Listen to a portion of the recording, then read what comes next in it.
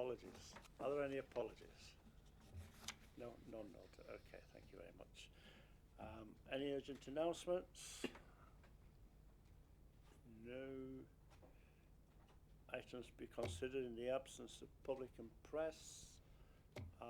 On agenda item number 26, if there are, we will take that at the appropriate time at the end of the meeting. Okay. Declarations of interest, pecuniary or otherwise? Chair, yes, just to mention I'm a member of the South Yorkshire Police and OPCC Audit Committee as well. Okay. Relevant to item 25. I don't think it's a conflict, but people should be aware of it. Yeah, to be aware. Thank you. Reports from and questions by members. Nope. Questions from members of the public. Are there any? No. Are there none present? We get through this agenda quickly, don't we? Right. Minutes of the previous meeting. Are they a correct record to start with? Yes. Yeah. Accept that. And are there any questions? Yeah. I've got one tiny one. It was just the minutes 193 follow up of previous agreed recommendations. I think there's analysis of them that adds up to 18, and there were 19 previous agreed recommendations. So maybe we discussed 18 in the thing, and there seems to one just drifted out there. So okay. just a note. The restricted item 8, restricted minutes next to the previous meeting, will be considered at the appropriate time. Item 9, health and safety update, and we extend a welcome to Michelle, who is presenting her first report, I think. Thank you. So over to you. Thank you. Thank you. It is my first meeting, so if I do miss anything, or please let me know. I will take it that everybody has read the report, and I don't need to go through it. So the exceptions to the report and the additions that I'd like to make to it are, as you may be aware, our current health and safety advisor is leaving. The new role is being interviewed next week, so we hope to have some new person in place very early in the new year. In terms of incidents, there has been or was an incident at Doncaster. It was in one of the press items. We were unaware of that incident. The provider did not pass through the information to us, and it's currently being investigated. SYMCA are not liable, but it was just to make you aware that that did happen and is being investigated. I will obviously put further information in the next report to everybody. Okay. The reason we're not liable is because it's PFI? Yes. Okay. Thank you very much. It is. Sorry, Chair, could I just, if we were going to discuss that particular one, and is the particular piece of infrastructure, the escalator, is that not our responsibility? Is that the shopping centre's responsibility? Yes. Thank you very much. Okay, we'll move on to antisocial behaviour with particular reference to Barnsley, and that is to say that we have started working together with the travel safe officer in conjunction with the SYMCA reanimation project, and also there is a meeting with all parties next week to start working together with the youth justice team and the police exploitation team, also in Barnsley, to bring everybody together to actually have a really good push and focus on dealing with the antisocial behaviour there.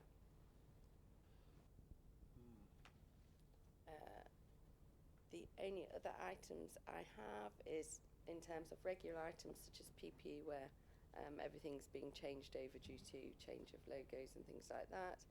but there is nothing else to report. Okay, I suppose I ought to declare a slight interest in the Barnsley issue, because I also sit on the committee which dealt with some aspects of that yesterday. I forgot the name of the committee. It's something to do with children. Yeah. And it is an ongoing issue. It is. It's an ongoing issue. It has been for some time, I believe. So we're trying to focus on different ways of dealing with the situation, which includes interacting with the youths, but also with the reanimation project, delivering another aspect through art. I fear it's going to be continual firefighting, but in this committee that's not my problem. Thank you. That's it? Thank you very much. Chair,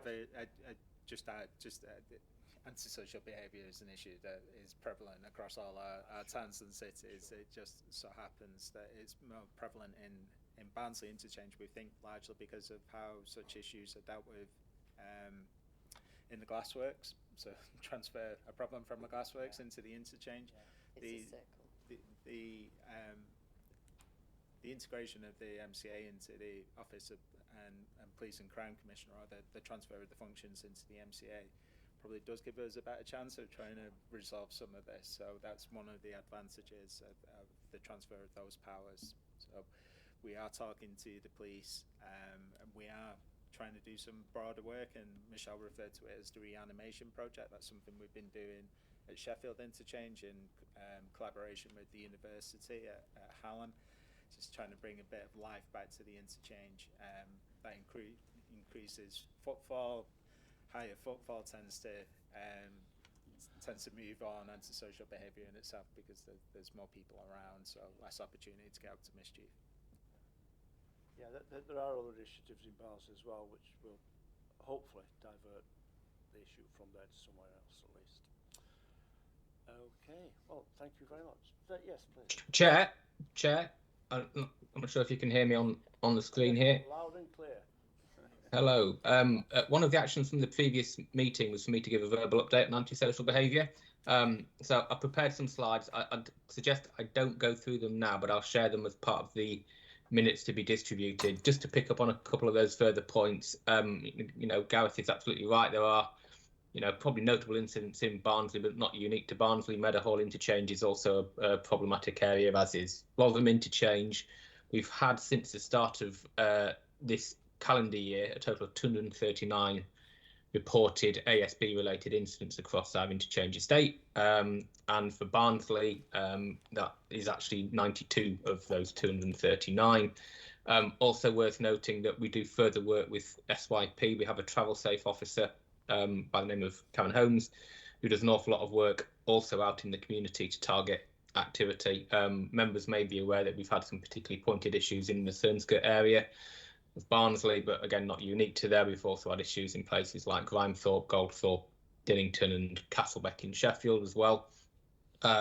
We have a specific agenda item tabled at the next Enhanced Partnership Board next week to discuss ASB and particularly the reluctance from operators to reinstate services to the SYMCA area. So that's a particular point of conversation that will be taking place next week, which the Mayor will participate in, along with representatives from Stagecoach as well.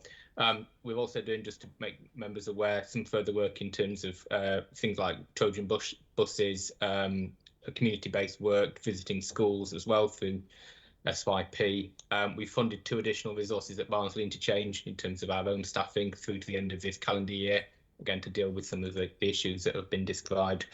The other thing we are going to do is have a wider discussion about the role of travel safe officers. Other parts of the country, so places such as West Yorkshire, are using their BSIP funding to pay for additional resources. Members may recall we didn't get any BSIP funding, but we should still explore options in terms of whether there's opportunities to fund more travel safe officers, and whether that can be funded out of savings made from obviously the damage and or issues caused for service operations as a result of the activity. So I'll stop there, Chair, but I'll share the slides with the meeting after the event for inclusion in the pack.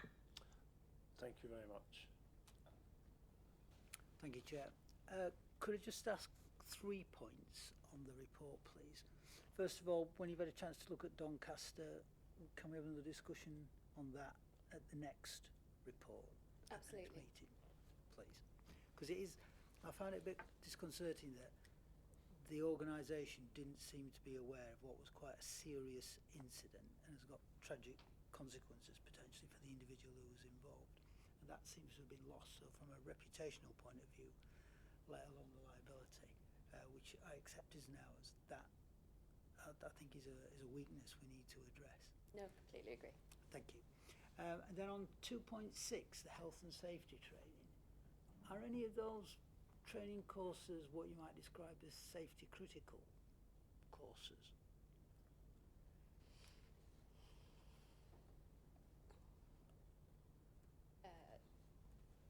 In terms of In terms of, is it something to do with someone's at risk because they've not done their mandatory training? yes, absolutely. So things there'll be training such as manual handling, Yeah.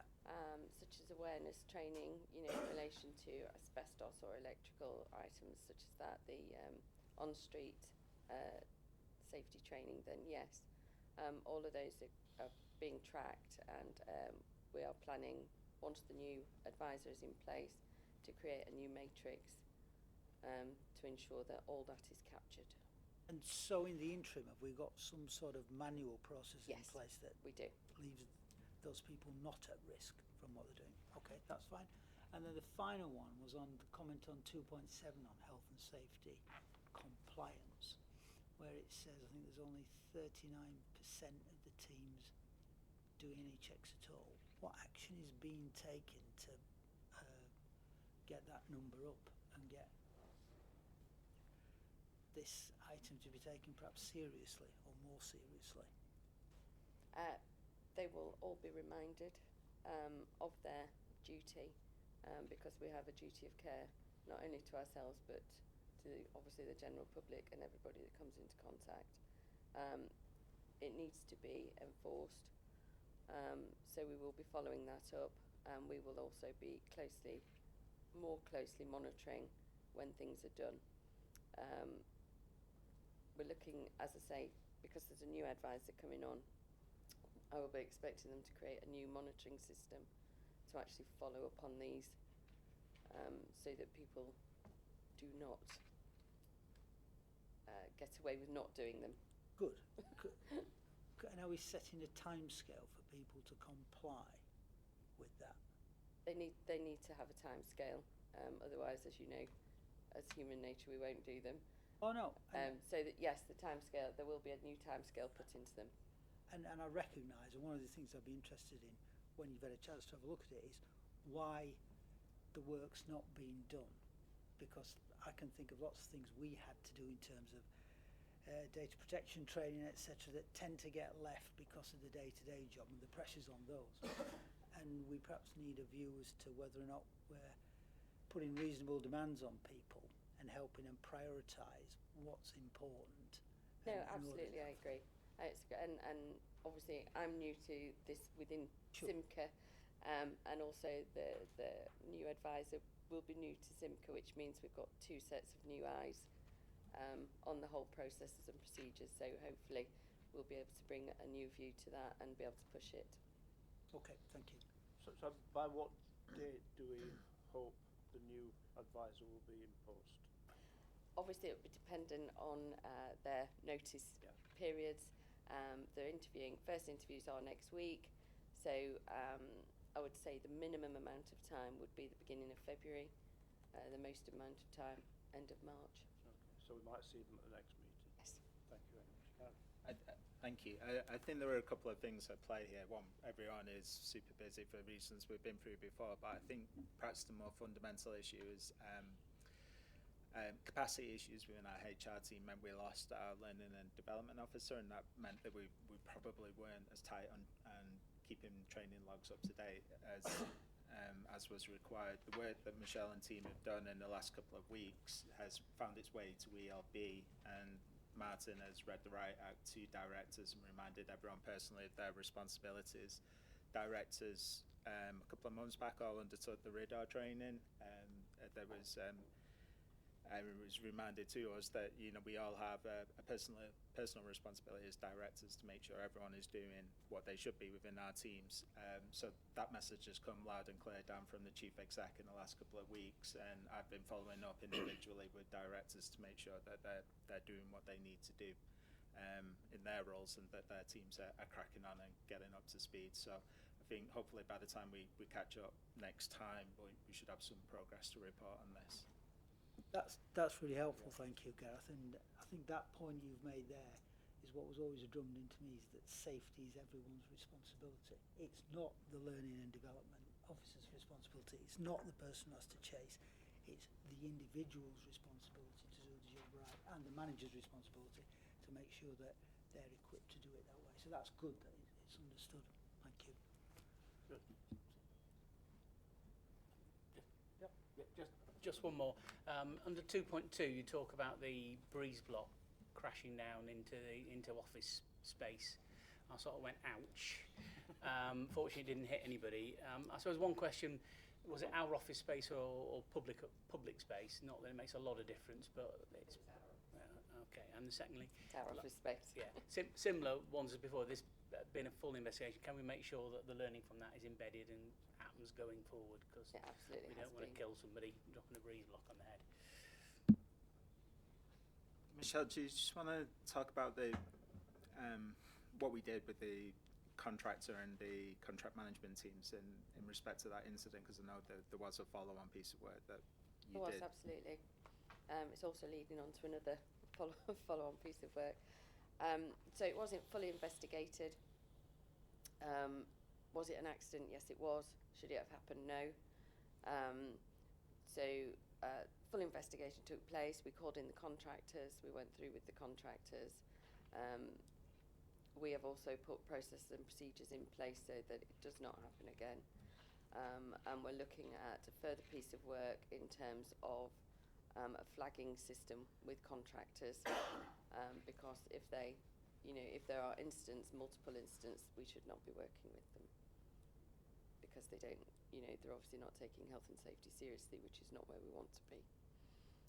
So there are multiple streams off it, which is a good thing, because we're now picking these things up, and they will be tracked and monitored by the new system. Thank you. Okay. Right, so there's nothing further. For the record, the committee on which I sit in Barnsley, for which I declared an interest, is the corporate parenting. Not that it makes any difference, but I thought you might want it for the records rather than me sounding woolly. Thank you very much for that report. So we accept that, and we will move on to item 10, which is Tram update. Thank you, Chair. I'm not quite sure, are the slides going to be shared on screen or? I'm not quite sure. I've gone to Okay, Kerry, but apologies. everyone's got them in their pack. You've got yeah. the slides in the pack. I was going to take you through the slides that I shared on screen, if that's helpful. But I'll start explaining why this update is here. So just a quick recap. Previously we updated, we're in the process of transferring the Tram system to become an arm's length new operating organisation of the MCA with effect from the 22nd of March 2024. There's a significant volume of work happening to make the transfer happen from Stagecoach, the current operating organisation, to the MCA. So all those mobilisation activities are in full flow, and I just wanted to give you an update today as to where we are on that, and an opportunity for you to ask questions about that mobilisation programme. So just a quick recap of the updates that we gave in the previous meeting.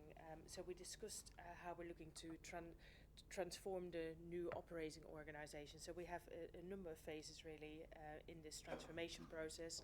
We have to achieve a seamless transition on day one, clearly, from one operating model to a new operating model. But then we also need to stabilize that organization and setting it up for success and further growth going forward into the future. So that is a three-phased model that we are following, and we discussed that in the previous meeting. We also discussed in the previous meeting all of the work streams that we are working through to achieve year one deliverables. So we need to see this in two phases. First of all, we need to get to the finish line on day one, but we also need to think about what that organization is going to do and perform in the first year of operation in what is quite a transitional year for that organization. And then I've got a progress update on the milestones compared to the previous meeting as well. So a key development in this is establishing new governance arrangements that sits and supports that new operating organization. At the moment it is run by Stagecoach, a commercially operated owning group, and clearly we need to create an interface between the arm's length operating organization and the Mayoral Combined Authority board as well. So we've established a NUCO board structure that actually helps to support that. That NUCO board structure will be live and active, of course, once the operation starts and once the transfer has been completed. But just to give you an overview of what that looks like, we're looking at 3 MCA appointed directors to support that board and to give it oversight and scrutiny, the operating organization, but also to have the operating organization directors supporting us in delivering the outcomes that we anticipate from the Tram operations going forward. That will be chaired by a non-exec MCA director, and the MCA directorate that will be appointed, there will be an independent non-exec on that board as well to allow for that independent view. So there will be a balanced approach really between operating organization and the team looking after the operations and that oversight that we as an MCA now owning that arm's length operating organization will provide. What is really important is that the tools that board will have is a business plan with deliverables. That business plan will be continuously monitored, so the operational business plan will be continuously monitored at the board meetings for performance, but it will be updated once a year as well in line with the MCA budget setting process, because the organization is subsidized and supported with MCA budgets, and therefore every single year that needs to go through a review saying what has happened, what has materialized, what has really happened throughout a year. There needs to be corrective action taken as appropriate by that, with support from that NUCO board. And then once a year there has to be a review of saying actually, but are there new plans developing in that future year that need to be accounted for in the budget setting process. So we're looking at a cycle that really ties in really well with the MCA board. We're also looking at making sure that the risk oversight of this, and I've not shared that in this session yet, but we can share that separately, that the risk oversight is also supported by the Audit Standards and Risk Committee here. So we're looking forward to working with you on the risk going forward. I've got a little, I should have added that to this, but I haven't to the slide deck, but we would like to have further conversation about how that would work in practice. So I've got a further slide in there that actually sets out. So we need to get to day one, but then we need to look at the forward plan. What is that operating organization going to deliver into the future? So we have a business planning framework that is supported by a vision and a mission development, really, and that needs to be aligned with what we are going to be developing as a transport vision for the region. But it needs to then be built on strategic priorities and objectives will have to be set out, and that will then is being supported by detailed delivery plans and initiatives. And the key initiatives for the operating organisation we're looking at have grouped them really and segmented them into getting disciplined operations, customer focus, people and organisation, and stakeholder relations. So those are the categories of activities that underpin that to achieve those strategic outcomes really that we're looking for the organisation. There will be different phases of planning, so we have to recognise that although we're going to go live on day one, that has to be a seamless transition. There are all new support systems going to be in place that need to be embedded in a new organisation. So if a team have to work with a new HR system or a new IT system, or there is going to be a transitional phase in that, and there's a transitional element of learning that that team will have to go through, and we need to allow for that period of embedment to make sure that all of that works really well. So there will be a ramping down of mobilization personnel and a ramping up of activities being picked up by the operating organization in that transitional phase. And that's why that year one business plan is really important, because that is an embedment period where we take over as a semi-owning group of that organization. Old systems are shedded by Stagecoach clearly. New systems have to be put in place by us to replace those support systems for that organization.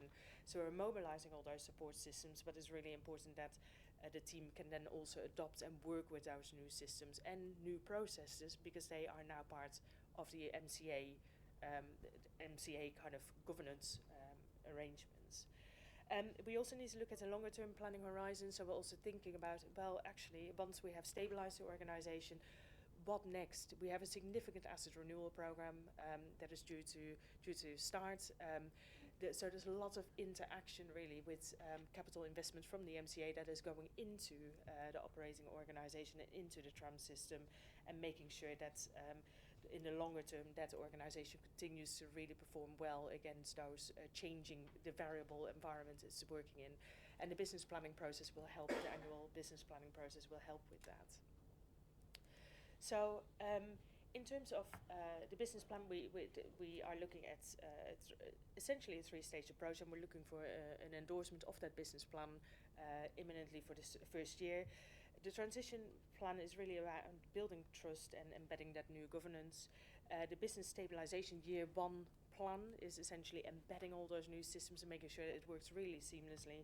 And then in the longer term planning horizons, we can look at further building on that new foundation with renewed assets, etc., building on that foundation that we're building with the operating company. So there's a bit of a plan on a page within the pack, and I won't go really into detail because actually I've explained a lot as we are going through that now. I think what is very important that we are having clear categories in those initiatives that are important and the activities that are important for us. So first and foremost, all the activities that we're doing now for mobilization are categorized against, do they achieve regulatory and legal compliance? That's really important because we're subject to the ROGS, the railway regulations. So we need to make sure that we are successful in getting a safety case.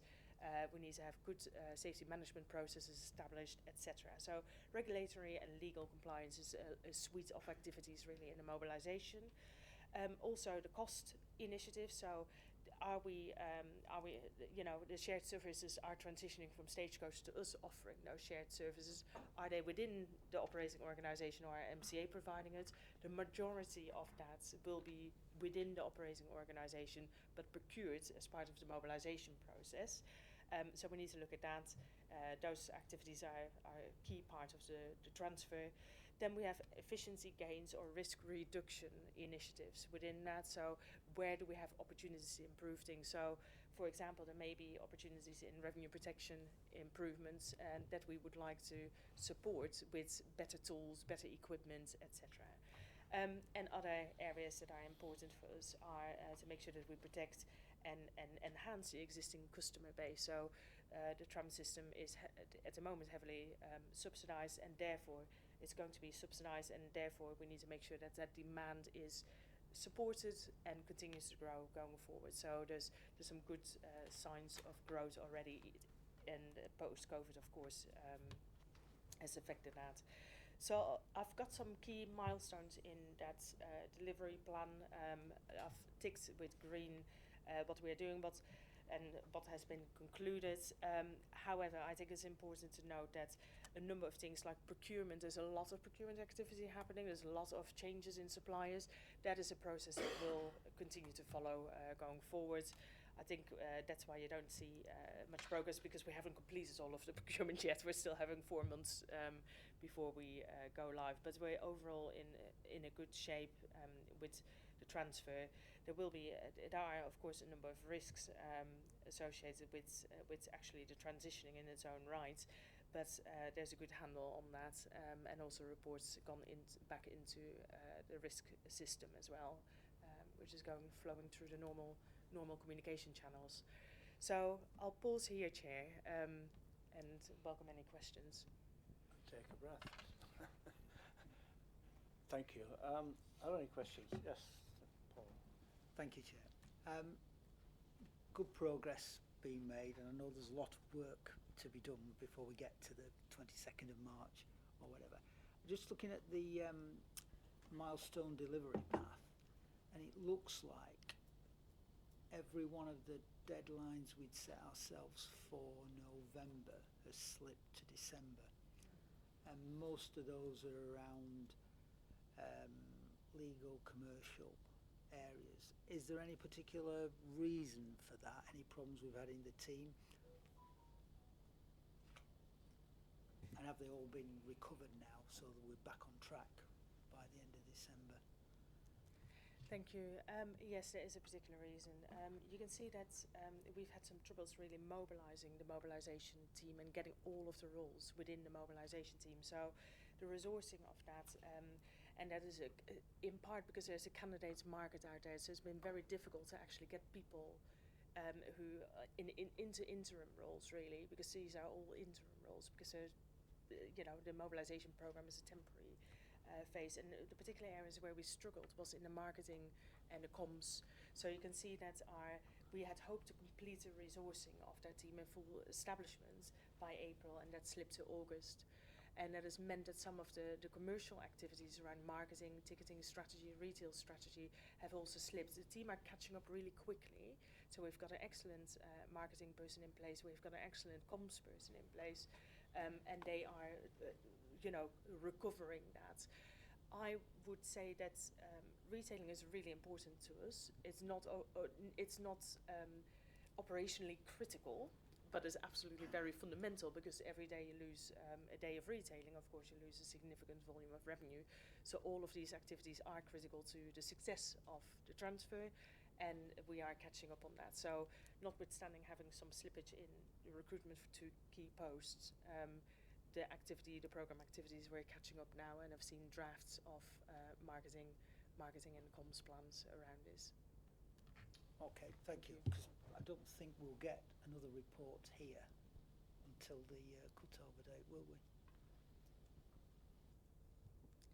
I'm not sure when the next meeting is, or what is March. So we'll be pretty much going live if we haven't already gone.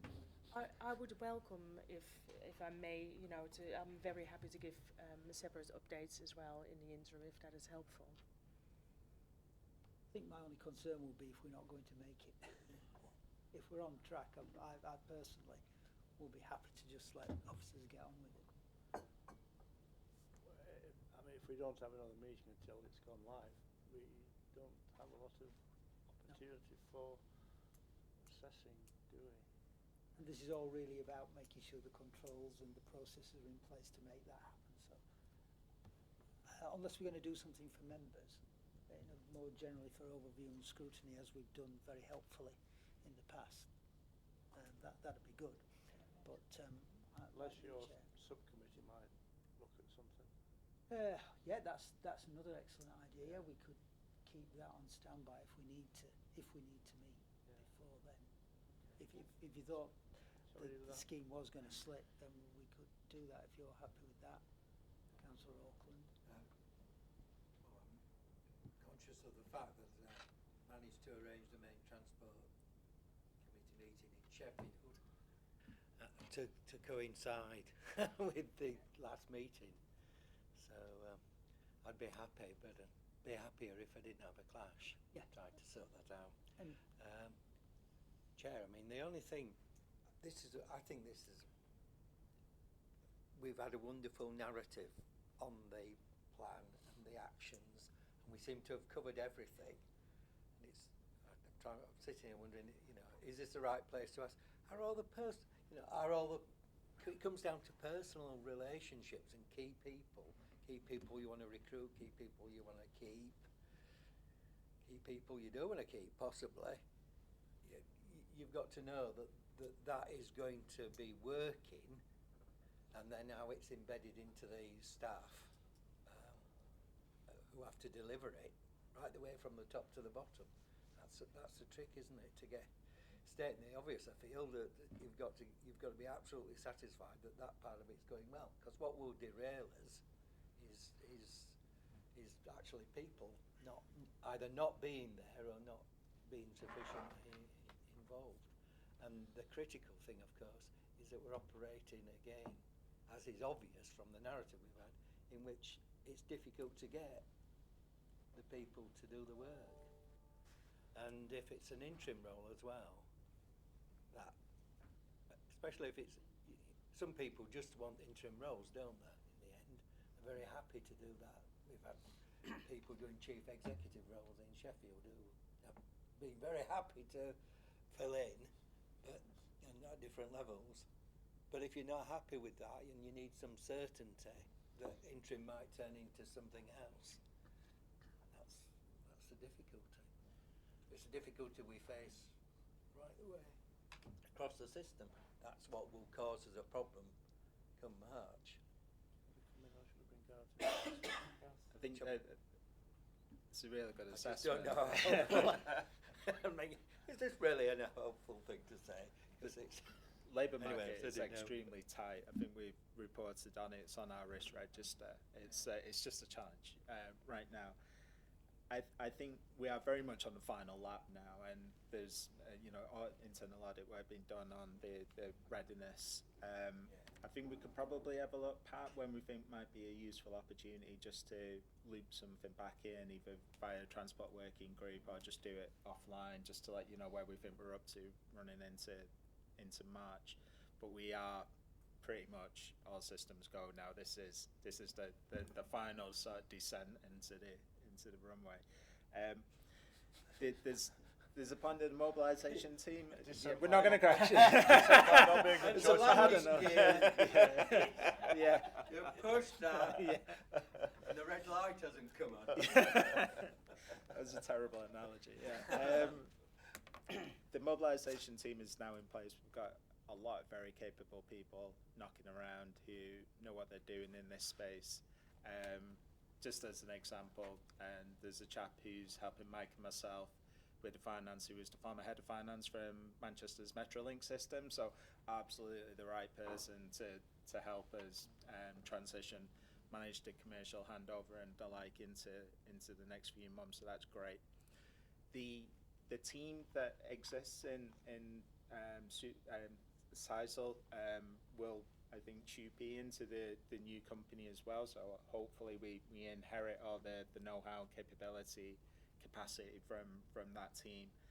But what we are doing, just to give you a bit of assurance, because I think your point about making sure that the relationships work is really important. So obviously we will be taking a group of people who were part of a group structure with Stagecoach, and Stagecoach exits Centre Stage left in March, and we need to replace that with the MCA. So the MCA needs to be an intelligent client. It needs to develop working relationships and so on with the Sizewell management team. So we've started a round of engagement sessions where our senior management team goes and sits with their senior management team, and we're all around the table talking about common problems, developing the right working relationships, and that's eventually how we'll get the right culture within that organisation as well. So we had our first session. It was a couple of weeks back now, Pat. That was good. It wasn't all roses. We had some fairly frank chats with each other, which is, I think, where we need to be. And we've got a series of those planned now going into the future. And the second thing that we are doing is Pat and myself are currently the directors appointed into the new company, and we started to stand up shadow board sessions where we'll involve members of the Sizewell management team in those board sessions, such that by the time we get to day one of operations, this is in train, and we can start to bring through the appropriate people into that new board structure. And I think that will represent a slight culture shift for the guys in Sizewell. They have a particular relationship with Stagecoach right now, and I think us layering on perhaps more formal governance than they're used to might represent a bit of a change. So we need to get them ready for what's coming and how we'll want to work with them, which, as I say, I think might look and feel slightly different than they're used to. So there's a whole bunch of things happening, but I think we have got the right people on board now, and we're trying to develop the right relationships with them. And that's really helpful, I think, to hear, Gareth. And I wouldn't want to divert the project team from getting the project done to give us a briefing if there's nothing we can do to help. Just let you get on with it, really. It might be useful nevertheless if there is an awareness, if you know, and then you can flag to the main committee at some stage. Yeah. Yeah, I'll get that arranged with Claire. Thank you. Yes. Pat. Just a couple of specifics since with the audit committee.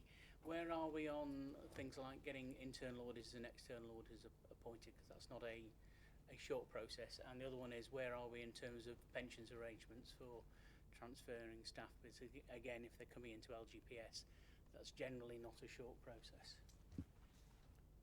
So I'll bring Mike in on audit. They won't be coming into LGPS. So we're trying to replicate the arrangement with the current pension provider, and I think that is largely complete now. There's a couple of knotty issues that we're working through with the legal teams, but this isn't a transfer into LGPS. Mike, do you want to do audit?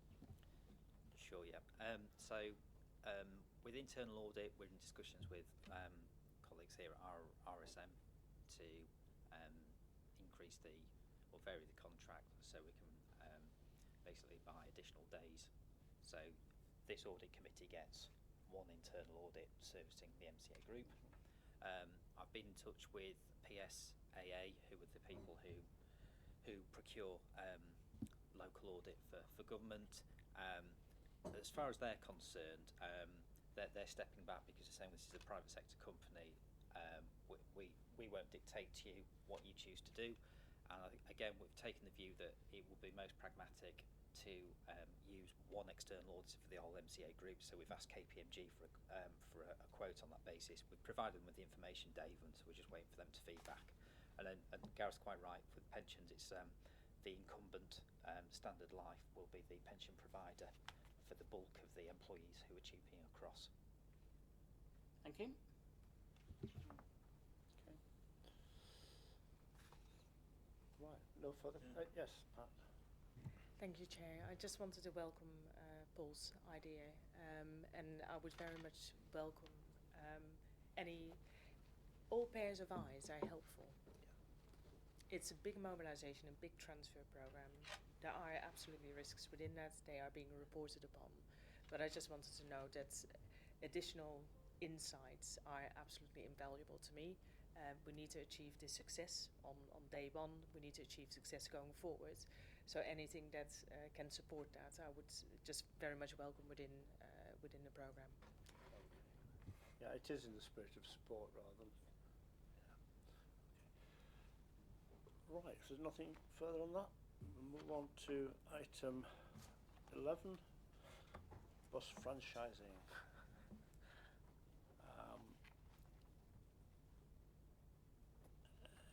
I'm Pat again.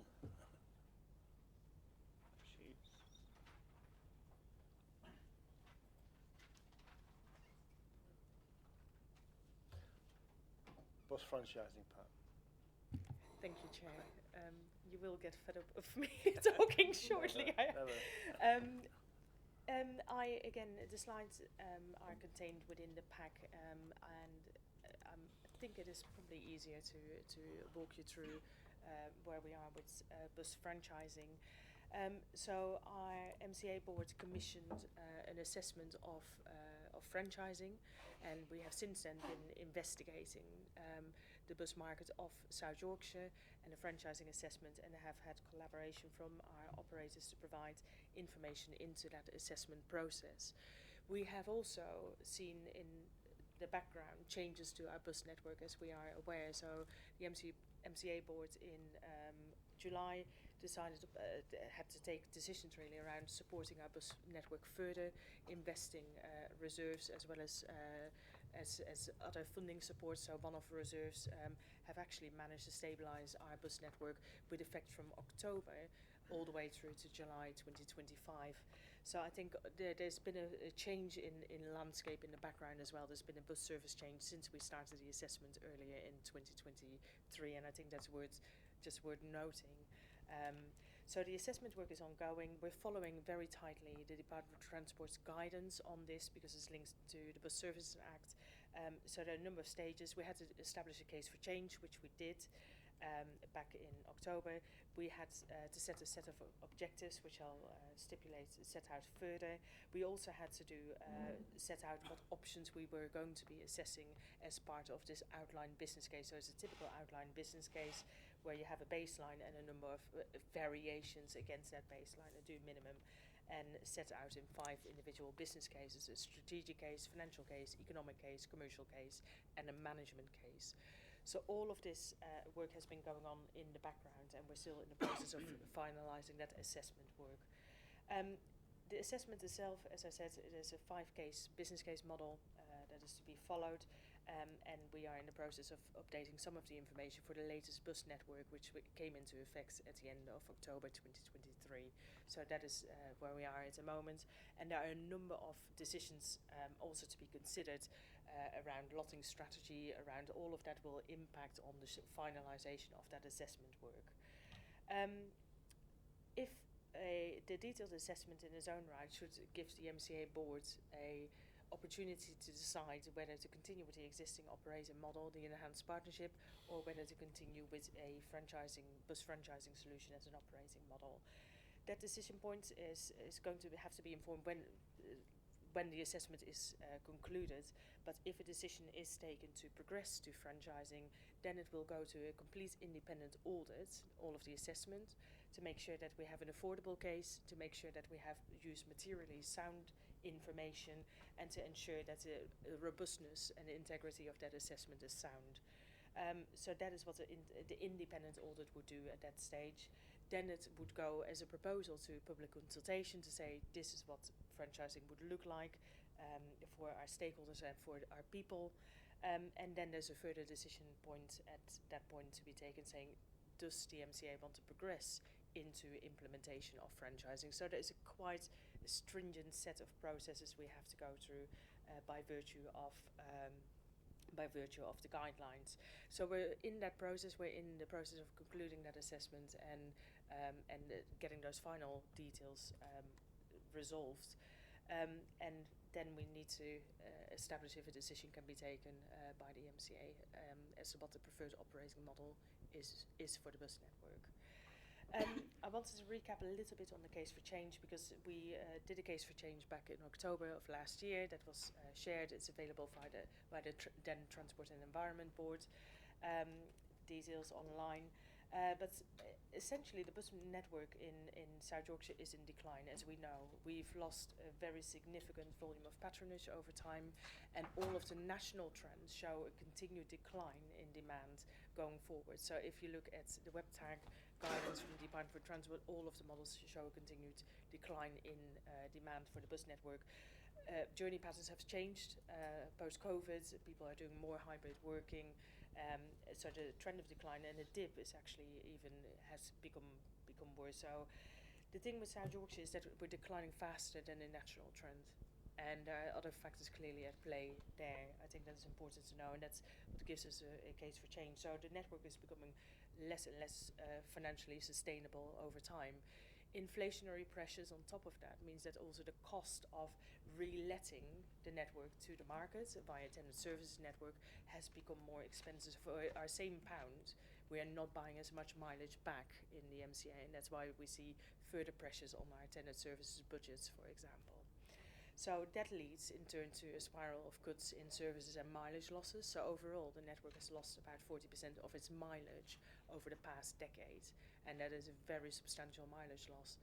So the experience to our people now, if you have punctuality issues in peak times, for example, a lower frequency of service, then clearly if you have one bus delayed and there's another one not turning up or cancelled, and there's another one not turning up for another hour, that has a much more significant impact because of the lesser frequencies that are operational in our market. So the experience our people have is not where is actually making it less attractive to the customers to actually travel on the network. So we see this continued cycle of decline and there has to be consideration of what can be done to avert that cycle of decline.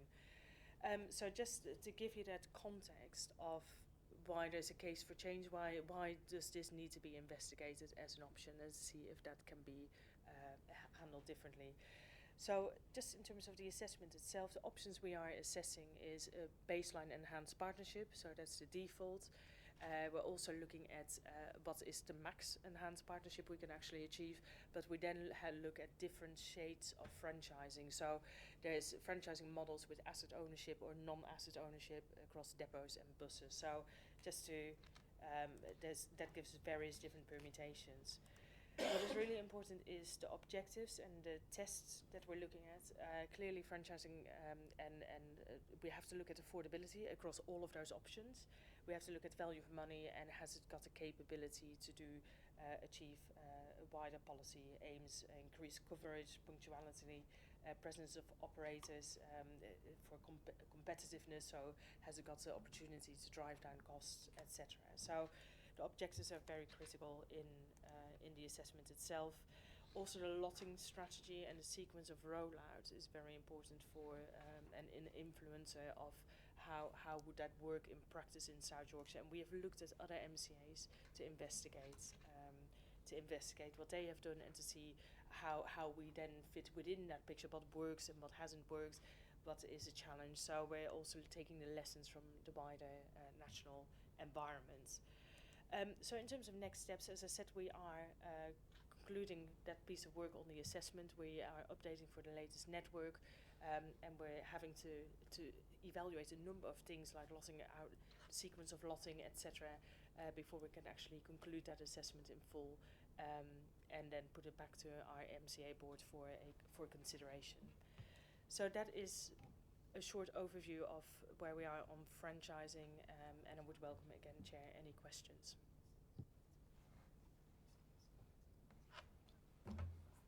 Thank you, Chair. It's a good presentation again, Pat. Thank you very much for putting down on 3 or 4 slides what's very important and very complex process we've got to go through. And again, I think the briefing which you gave to us earlier, to overview and scrutiny, was very helpful to understanding the background to it. I don't know if you've seen the bus data quality audit report that's come out, but reading that, and we'll debate the detail later on in the agenda, I'm sure, but reading through that, it seemed to me that our management of data and the relationship with operators, there's a number of areas for improvement in there that we need to get right if we're going to make franchising a success. Because the ability to get information from operators that we need to make the decisions as to where we invest in the bus network, there's not 1 or 2 weaknesses there. And at some point in the assessment process, are we going to look at what changes we need to make that effective, so franchising is a success, please? Thank you. Yes, I think it's really critical. The information is commercial information and sensitive to private sector operators. So there is 25% of our bus network is tendered, another 75% is essentially commercially sensitive data. Operators have to provide us with accurate data to inform the assessment that is supported by by the bus, the franchising guidance. Information that we have access to as a public sector, because we're tendering, is a slightly different category. We need to, if we are progressing with a franchising model, of course there has to be a much better data flow, because we have to be able to intervene and take positive action to improve the sustainability of the network, to make the right interventions in that network. So absolutely, I think another key point in this is that franchising clearly is not only a different operating model to contract with the bus network. it also requires a different operating model from an MCA personnel perspective. So it has to be managed differently with different skills and competencies and quantities of that. So the resourcing will have to change on the back of that as well. That's really helpful, because I think that's one of the key points that leapt out at me from the report, was that the structures we've got now within the MCA for managing data, managing the commercial, has to change for the future, because it won't be appropriate. So thank you for that. And just to complement that, the management case as part of the franchising assessment sets out the supports, the personnel support you would need, not only from a transition perspective, but also from if you are in a state of franchising, what competencies and capacities do you need? And the management case, as part of that outline business case, the assessment itself is predicting what would be needed at a point in time of franchising. So just wanted to, it sets it out at possibly a higher level than very specific data, but noting the audit report and noting the overall changes in capacity needed, combining those gives you an opportunity to improve that. Gareth. Thank you. It's probably worth the committee noting that there's a peculiarity about all this when we come to explain it, that we keep having to remind ourselves as well, which is that the franchising assessment process itself is very prescribed, and we have to do things in a certain way, and it's essentially testing whether the current network would be affordable in the franchise world. And part of the mind meld that we have to do is saying we are not testing what the network that we would like to run looks like, is simply where we are today.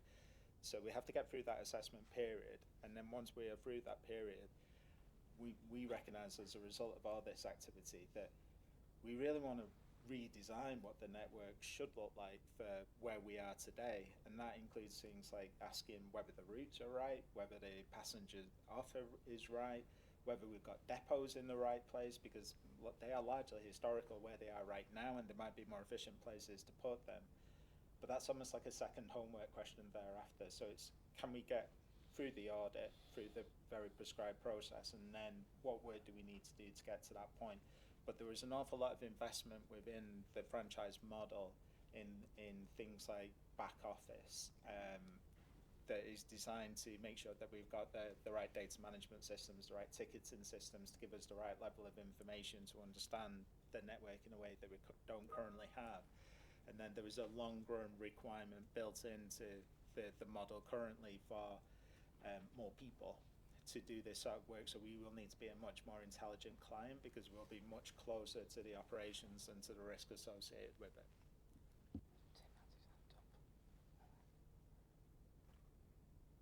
Chair, I'm not sure if you can hear me as well. Yes, I can. I do apologise, because I have no means of knowing whether you have your hand up or not, unless I actually see you on screen. It's quite a lot. And just very briefly to add to some of Gareth's points as well, I think just to give members some assurance, there are other parts of the country that are in a different space on this, and we've been having extensive conversations already with the implications on them organisationally and operationally were we to take a positive decision for franchising. That is both resource-based, as Pat's described, in terms of the teams and the capabilities required to operate the system, but also a lot of the IT systems involved as well. So some of the the management information systems and IT solutions necessary.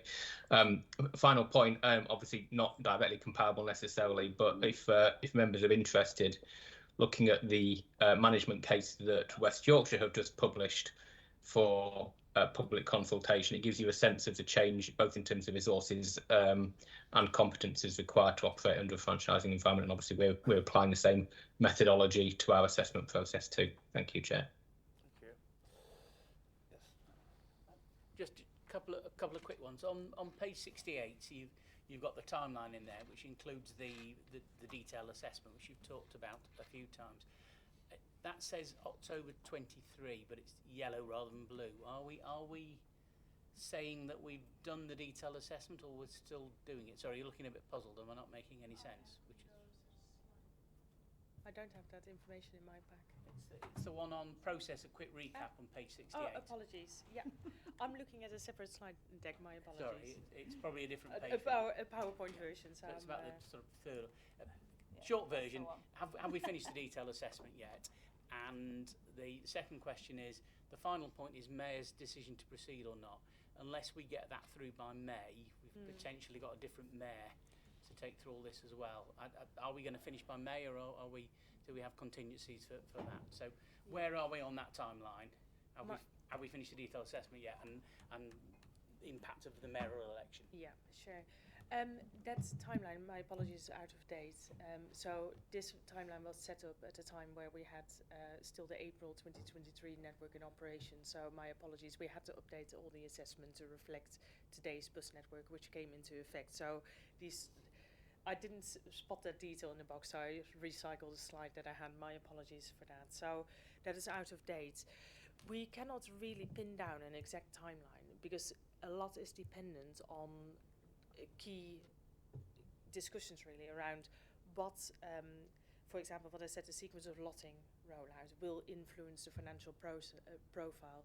So there need to be discussions to say actually what is the best solution really for this MCA, and those discussions are ongoing. But until those discussions conclude, we cannot actually finalise the assessment work itself because it has to have numbers in it.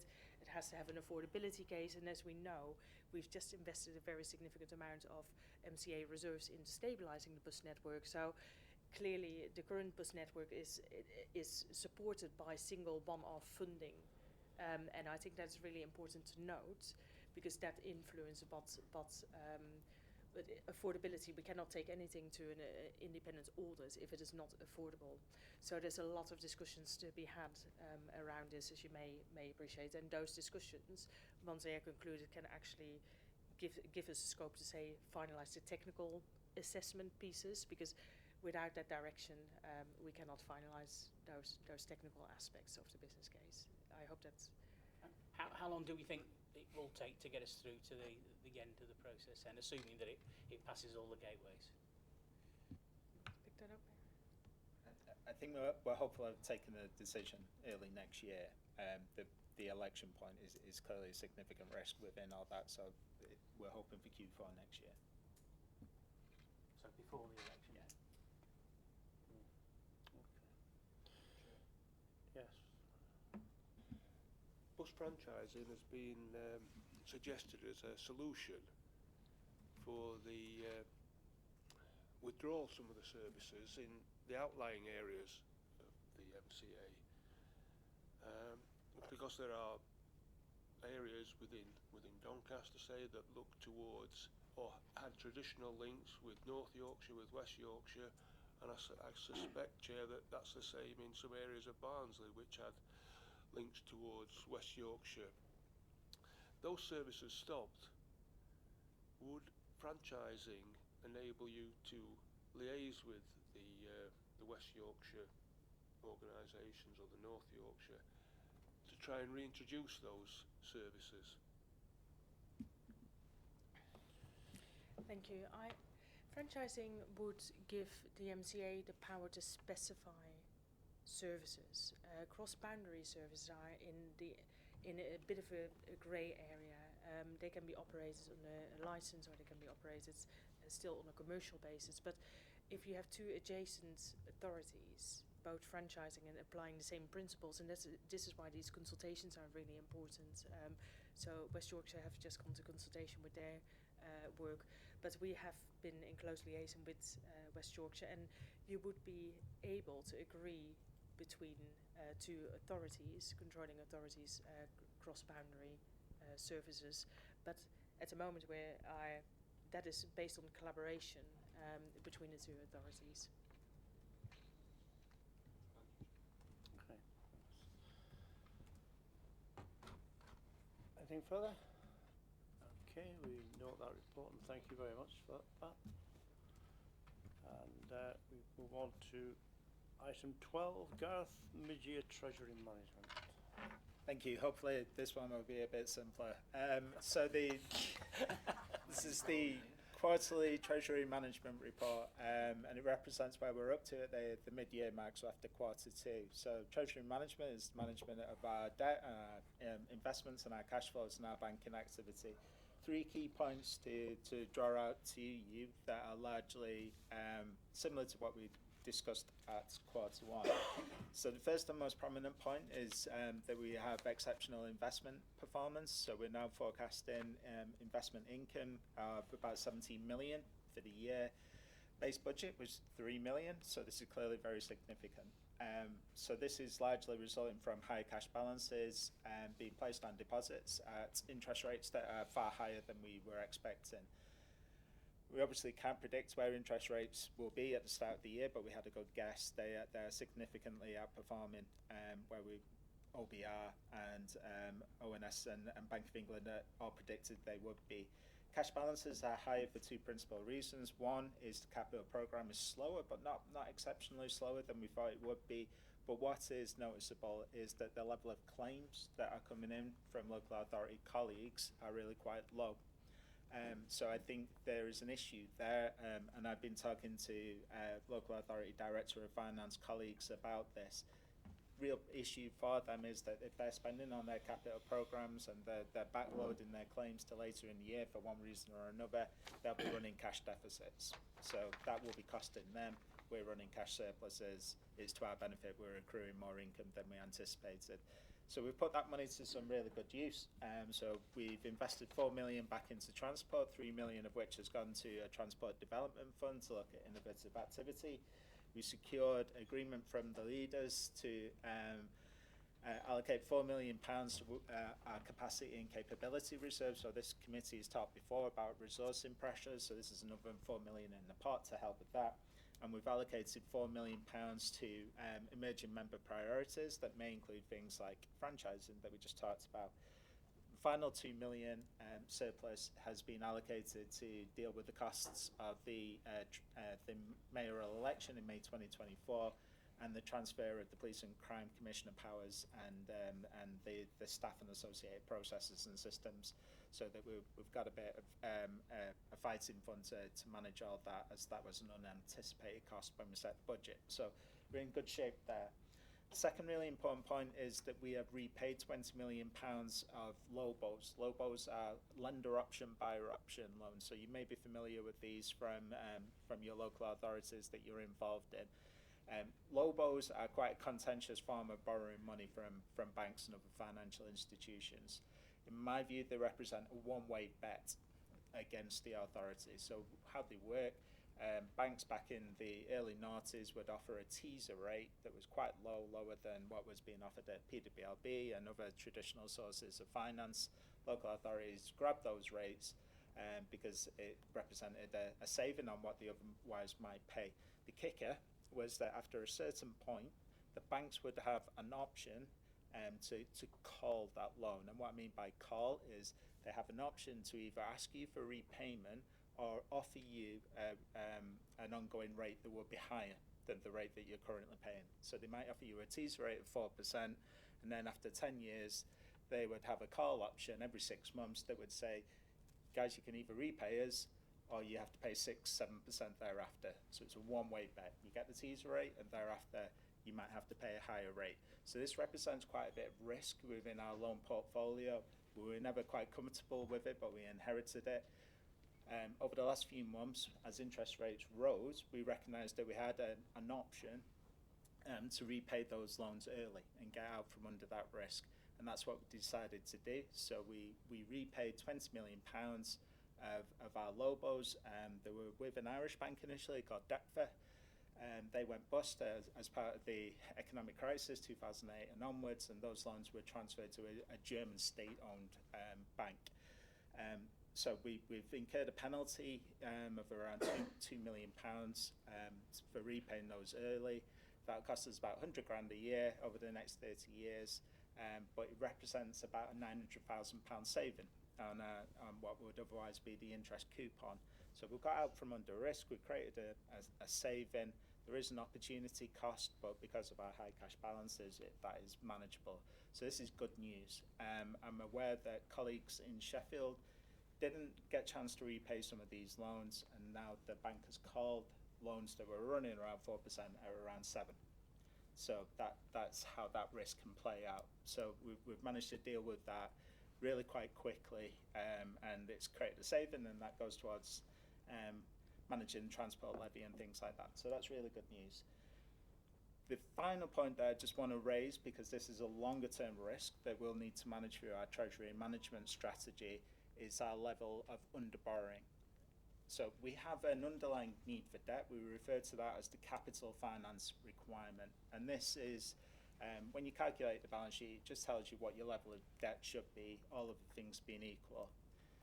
The delta between the capital finance requirement and your actual loans then represents whether you are under or over borrowed. So just take a very simple example. Our capital finance requirement, our underlying need for debt, is about £100 million. Our actual level of loans is about 60.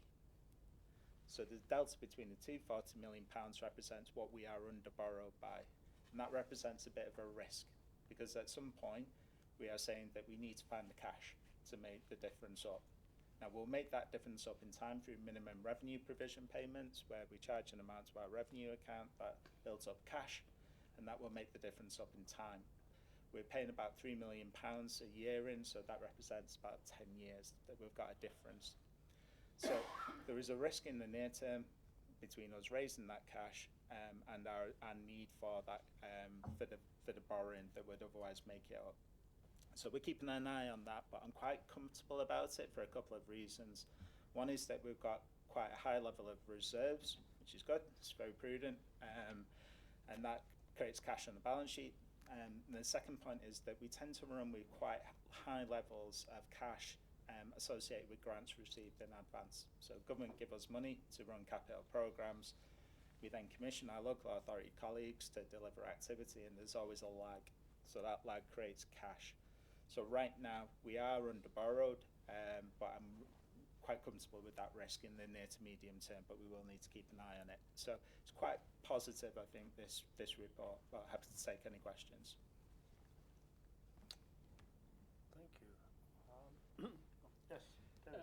Yes, David. Thanks for that, Gareth. A couple of quick checks. We've repaid 20 million on our Lobos. Simple question, is that all of them?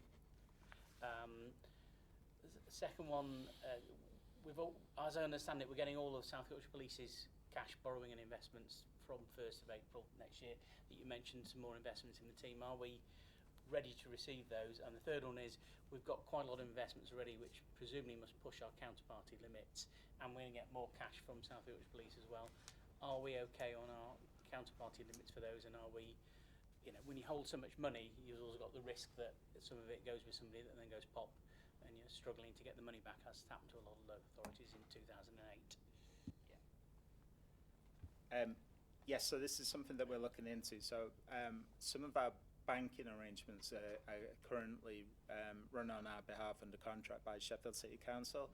The Office for Police and Crime Commissioner has its Treasury management activity run on its behalf by Doncaster Council. One of the things we're looking at right now is whether the critical mass is such that it's worth us just collapsing all those arrangements and developing an in-house Treasury management service. The last decade or so, low interest rates, low borrowing costs, it didn't really matter, but in a higher interest rate environment, having the benefit of someone who is much closer to your cash flows, understands your balance sheet, can predict things in a more timely manner, I think is much better. So we are having those conversations now about developing our own TM function. The counterparty limits is an issue. We've butted up against those throughout the year. We will need to revisit whether our risk tolerance for having higher counterparty limits has changed as a result of broadening our activity with the OPCC, or whether we need to look at a broader investment base more generally.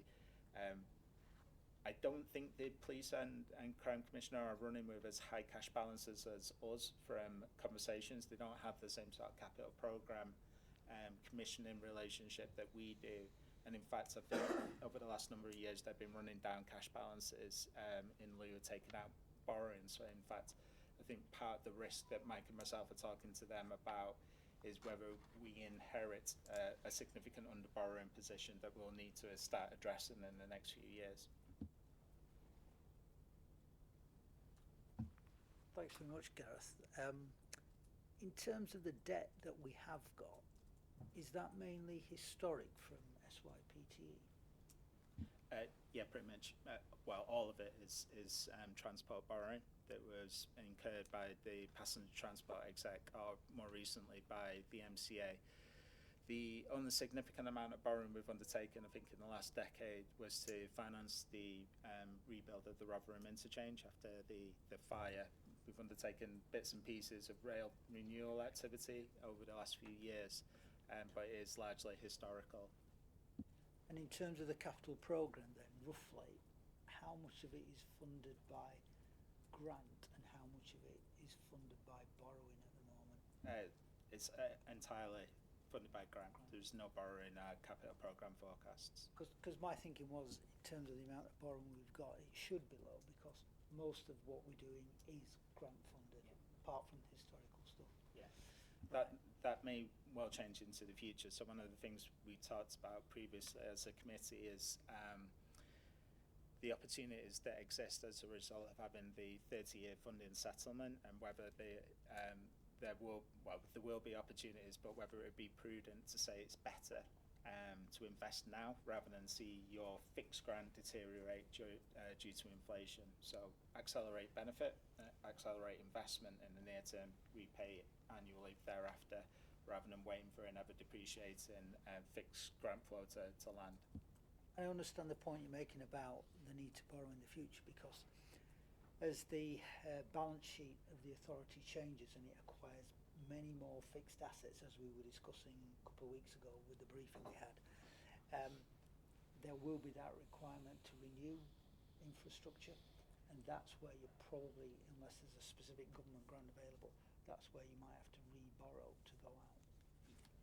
Exactly that, and I think the other thing that's probably useful for us to begin talking about as a committee is the more direct exposure to the operations of the tram system and potentially the bus system, if we were to pursue franchising, engenders reshapes our risk profile entirely, and the purchase and renewal of fleet, whether it be tram fleet or bus fleet into the future, renewal of depots, whether it be a tram depot or the many bus depots, will start to make us think much more keenly about how we fund that into the future, and whether there will be a grant stream into the future, or whether that begins to shape our borrowing plans. But one way or another, if we take public control of the bus network and we are responsible for the fleet, every 15 years or so we will have a requirement to upgrade that fleet, and that starts to shape that. So the risk profile of this organisation changes fairly fundamentally, and the risk profile within the TMS is fundamentally reshaped. The last decade or so, we inherited a debt pile. We have been repaying it and paying it and paying it back, getting it out from under expensive interest costs, but taking on very little in terms of debt, being very prudent, very conservative. That will change going forward, so it is quite interesting times. Thank you. Anything further? No? Thank you very much. And item 13 is the assurance framework. Thank you, Chair. We've just reached the conclusion of our annual review of the assurance process. We've got the final 10th workshop that we've been holding with local authority officers, and that's officers at all levels, as well as internal staff here. By assurance process, we actually talk about everything in terms of a whole scale system review. So it goes straight from project idea through to the development of a business case, submission of that and its appraisal, and then the recommendation and assurance to the investment decision by the MCA, and then through to contract delivery, monitoring and evaluation. So it's a whole system approach now that also now fits entirely under the Resources and Investment Directorate, as well. But during 2023, we did introduce a number of key changes to the assurance process and also to the governance arrangements here.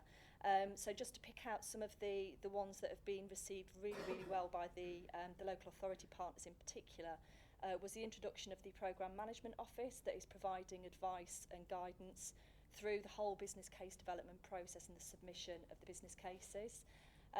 They've also welcomed the upfront 14% of total project costs on approval of strategic business case to support them in developing projects and also helping to ease their procurement.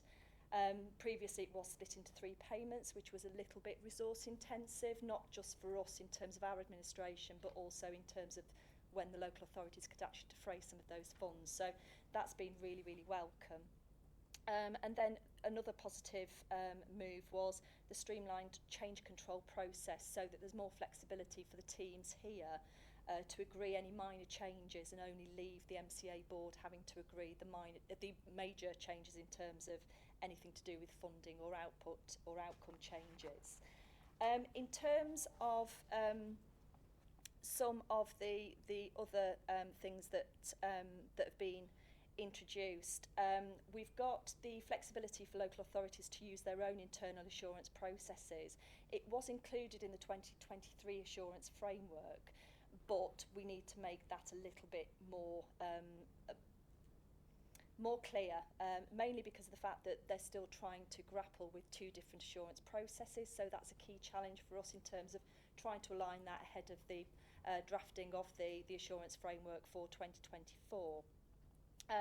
Another thing that we also need to reflect is the key governance changes, not just with the PCPC and how that will be managed by the MCA, but also in terms of the end of the LEP and the thematic boards during this year. So at the moment, the current assurance framework reflects those governance arrangements still being in place, and now there is that introduction of the single MCA decision point on investments at outline business case stage. So they'll be all reflected in the 2024 assurance framework, along with some of the other changes and suggestions that have been made by local authority partners as well as our own staff to basically provide some additional refinements to the whole process. In terms of the flexibility of the assurance framework, it allows us to do a bespoke assurance process for unusual or complex projects, which has been particularly useful this year because there are 3 that spring to mind. So the AMRC High Comms was a high profile project that was connected to the launch of the investment zone site. So we had to flex the system in order to expedite the process somewhat, whilst also allowing full due diligence to take place. So the bespoke assurance process actually allowed us to deal with that in advance of that announcement. And then obviously we've got one significant project for Barnsley in terms of a key acquisition that has already gone to MCA board for outline decision, and a forthcoming one for Doncaster.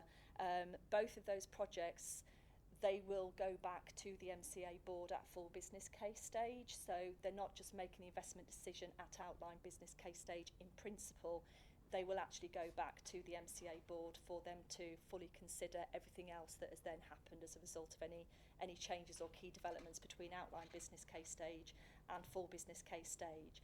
But effectively, projects have generally moved through the assurance process a lot more efficiently this year, which was a key ask on us from our partners. We have also introduced this year a new appraisal, investment and evaluation framework that also allows us to procure external support, particularly in terms of undertaking due diligence work on financial, legal, financial aspects as well. So that is also going to be supporting the investment decision and the assurance of that. That framework also allows us to provide some business case development support to local authorities and also to ourselves. And a key challenge at the moment for us is the staff resource, not just in terms of project development and also project management, but also in terms of key functions like finance at a local authority level. So where we're seeing staff that are retiring, we're not seeing that throughput of younger members of staff coming into those local authorities to undertake key economic development work. So that is a key challenge. So at the moment, the short-term fix is to be able to provide them with external consultancy support to kind of help to shore up some of that, whilst we consider how we might go about developing some form of a scheme that will encourage more young people to come into local government for jobs to help in terms of project development. And so that is basically a whistle-top tour of everything we've done so far ahead of drafting the 2024 assurance framework. But obviously we're presenting it to the committee, as we always do every year, just to obtain any feedback or input or any questions that you would like to ask on the assurance process or provide for the assurance framework drafting. Thank you very much. Question? Yes, Paul. No comment or no question, but just say, personally, I think it's a really good success story that you've got with these changes that you've done, and thank you very much for the report. Very clear. That actually sounds like a comment. I'll take it, it's a compliment. Yes, do it. Yes, do it. Yes, do it. It's more for my own understanding that the insurance framework is now being drafted and is published 31st of March. So I take it it's not this committee's responsibility to review that framework then. I'm not bidding for us to have any more work because we're more than enough to do. But I'm just checking that we're not missing a step. It's going to the MCA board in March for approval. Normally we would bring it back to this committee for you to see sight of that draft before it goes to the MCA board. So happy to circulate a draft rather than tabling it at a meeting if you'd still like to see a copy of the draft before it is finalised by the MCA board. I was just thinking the amount of time. Our next committee meeting's not till some time in March, which is quite close to board and board papers, and checking whether we had to formally do anything or whether we just have it for a bit of a... Sounds like we just have it for a bit of a comment then, and it's due sometime in March. Is that right, Claire? Is that... Yeah, the assurance framework is really one of our key risk management documents in a sense, in that it sets out the rigour and robustness of our appraisal processes to make sure that we're using public funds as a government department will, and it's key sort of central tenet of the devolution framework that we prove to government that we will be a good custodian of public funding. So everything that Lyndsey has set out is essentially a means of us making quicker decisions without losing the rigour, and that's what we've been aiming for this year. And I think the workshops have fed back to us that we are getting things through quicker, and we are sifting out projects that are a problem, or we're nudging them into a better space before they land with us, so that we don't have to mark the homework and then say this needs redoing. So we're getting things into the pipeline in a much better shape, which means that when it lands with Lyndsey, hopefully it's there or thereabouts, and this is the sort of scheme that we can invest into. So I think we've made some really good progress in this space in a really short space of time, and I really welcome the work Lyndsey and the team have done, and it's we're in good shape now to go back to the board in March. But this committee's role is largely just to make sure that we are keeping on top of it, and that we feed back to you with where we think we're up to. It would be good, perhaps, Lyndsey, if we bring the final document in March so the committee can see it and can offer comment on it, because it's clearly, it doesn't stand in stone. We can make amendments to it if we need to. And we have the opportunity to make recommendations now if we wish to do so. I mean, I think this is a welcome change that Hans is getting things done with proper overview. So, well. So you're happy? Yeah, I think content it's, anyway. Well, yeah. It's just a quick one from me, just to update and remind committee that we have an internal audit on the assurance framework scheduled for January, to look at the key changes that were made for this year, whether they've kind of been effective, and you can see that benefit from this change. So that'll come back to the March meeting as well. So you'll get a bit of a deep dive look at it from internal audit as well. Okay, thank you. Right. So no further comments, Paul. Thank Thank you very much. I see Hassan's joined us online for item 14, external audit update. Hassan. Thank you, Chair. Following on from concluding the 21-22 audit, we've now issued the auditor's annual report for the PTE and combined authority. The report summarises that we issued an unqualified opinion. We didn't have any matters to report by exception on the BFM arrangements, and also we didn't have any need to use any of our statutory powers. Within the appendices to the report, there's commentary in relation to each of the criteria of which we're required to assess the arrangements that the PTE and combined authority have in place in accordance with the NAO's guidance for each of the criteria. So we've highlighted within the report the findings based on the work that we've undertaken. I'm not proposing to take you through in detail across all of the points that we've the findings that we've raised in against each of the criteria. Happy to take any questions if you do have any questions. As you'll note, it is positive in terms of not identifying any kind of significant weaknesses in respect of those arrangements. So I'll pause there and take any questions if you do have on those two reports. As I said, not proposing to go through them, do a page turn on each of them. Thank you very much, Hassan. Paul. Oh, sorry, David. I'll leave Paul time to charge himself up for this one. Thanks, everyone. First of all, start positively. Thanks that it's done. The report's clear. Big thanks to officers for getting an unqualified opinion and no major matters in it. So that's all a success. And then I've got 3 or 4 questions. I'll ask the last one first, and I'll do them all, and then you can respond, please. Where are we on timing for 2023? Are we still in January, and when do we think we'll finish? Just this one's a comment, and I note the fees more than doubled, but I think we're leaving that to PSAA. I mean, that's a sterile debate to have here. There's an emphasis matter in the opinion, which is a minor one, just saying the PT is folding in, which is fine. I don't think we've seen the actual final opinion wording. I think it was a TVC last time, and I think we need to see that at this committee at some point. It's got an emphasis matter in, but anyway.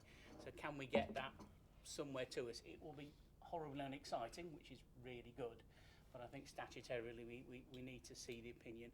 And final one, there's, I think, in 4 different places, because there's 2 reports for each of the authorities. There's a comment that says the Audit Standards Committee, i.e. us, see quarterly capital and revenue monitoring reports. As far as I know, we don't. That's not our responsibility, and it imputes a responsibility on the committee that we don't have if it's in there. So it needs somehow, I don't know whether it can now be amended, but somehow or reflected somewhere that's board responsibility, which I think you do correctly say, but it's not an ASC responsibility, and so I'd like us not to be carrying that responsibility, please. I'll give you a chance to respond. So I'll take the last point first of all. In terms of the capital monitoring report, we can update the report and get an amended version to the committee and circulate that. In terms of the emphasis of matter, we did previously communicate that in our audit results report before issuing the opinion. It's not a surprise that you're issuing one. I understand why it's there. I just want to see the opinion wording. It's not an argument. The opinion wording has been issued with to officers, so that could be shared by them if it can't. Happy to send that to the committee following on this meeting in terms of the opinion that was issued. Notes the point. Gareth, to comment on yeah, that. It's just to say I've asked Claire to distribute those letters to the committee after this. We should probably have included them within the pack for today, but it's an oversight. Sorry, Hassan, carry on. Okay, thank you. I note the point on fees, so that has been submitted to PSA, and we'll await what conclusion they come to on the fees.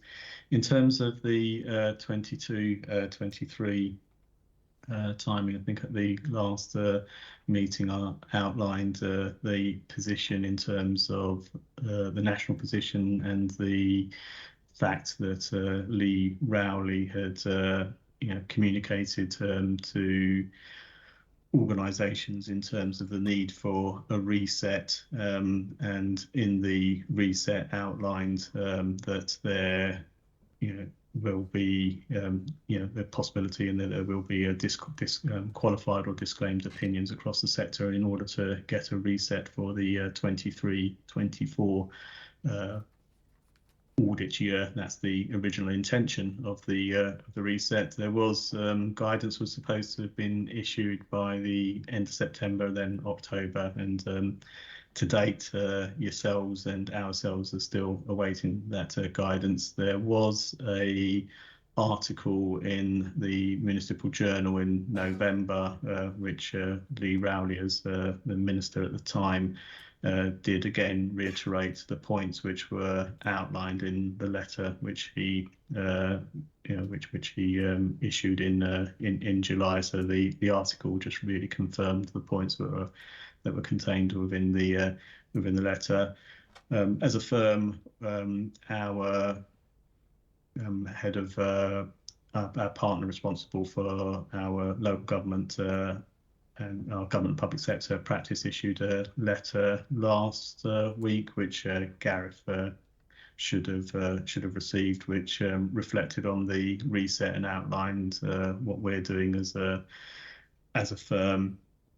So whilst we're still waiting for the guidance to be issued, the information that has been communicated to date has set out that there's the intention for having that reset and having the backstop of the 31st of March. It outlines that there's expectation requirement that auditors will still be undertaking, still be having to report on their value for money responsibilities. So we are looking to prioritise the work that we do in respect of value for money in order to comply with that. The need to undertake pension fund audits is excluded from the reset. So we are again looking to prioritise our pension fund audits, and then taking action on audits which are close to getting over the line in terms of outstanding audits, to get those completed.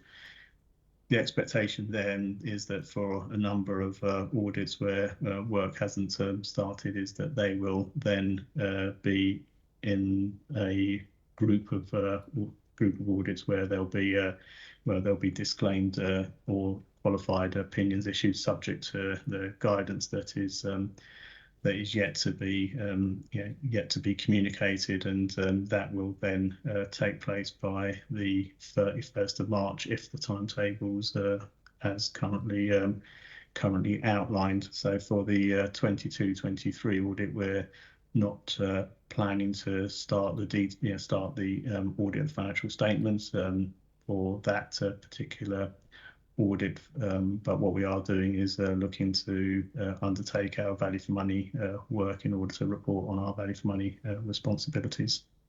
Just bring David back in.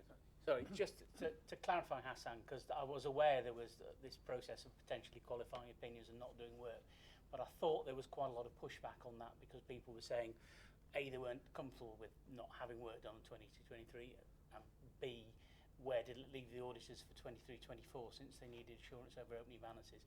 But you're pretty clear that you're not going to be doing work on 22-23, and we will just have to, or the auditors will just have to work out what to do for 23-24. Yeah, based on where the the guidance is and what's been communicated at the moment, that's the approach that that's the approach that we're taking as part of the national considerations in relation to this issue. The point on opening balances has been raised within various stakeholder groups, and part of the guidance that is being considered is looking to deal with some of those some points such as opening balances and what that means for incoming auditors, and in terms of the stakeholders that are looking to considering these points, also, as well as DLUC, the FRC, audit firms. There is also SIPTE around the table, the NEA around the table, and as I said, at this stage, waiting to see what guidance actually comes out in terms of issues which auditors will need to consider in respect of the 23-24 audit. Thank you. Thank you, Chair. Just a minor point from me. I think there are still a couple of typos in the report as it's presented. On our papers, it's page 104 and 122. In the banner headline that says conclusions, it says 2012-22. Should that be 2021-22? I think all the other salient points David's raised. Thank you. It should be, and I'll make sure that's amended.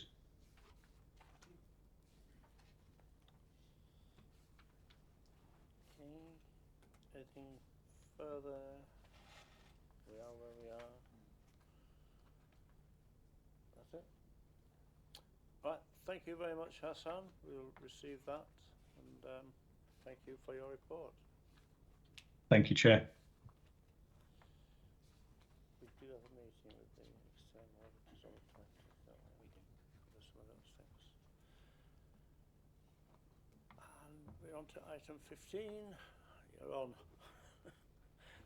Okay. All that time. Thank you. Thank you, Chair. So our first report is our progress report.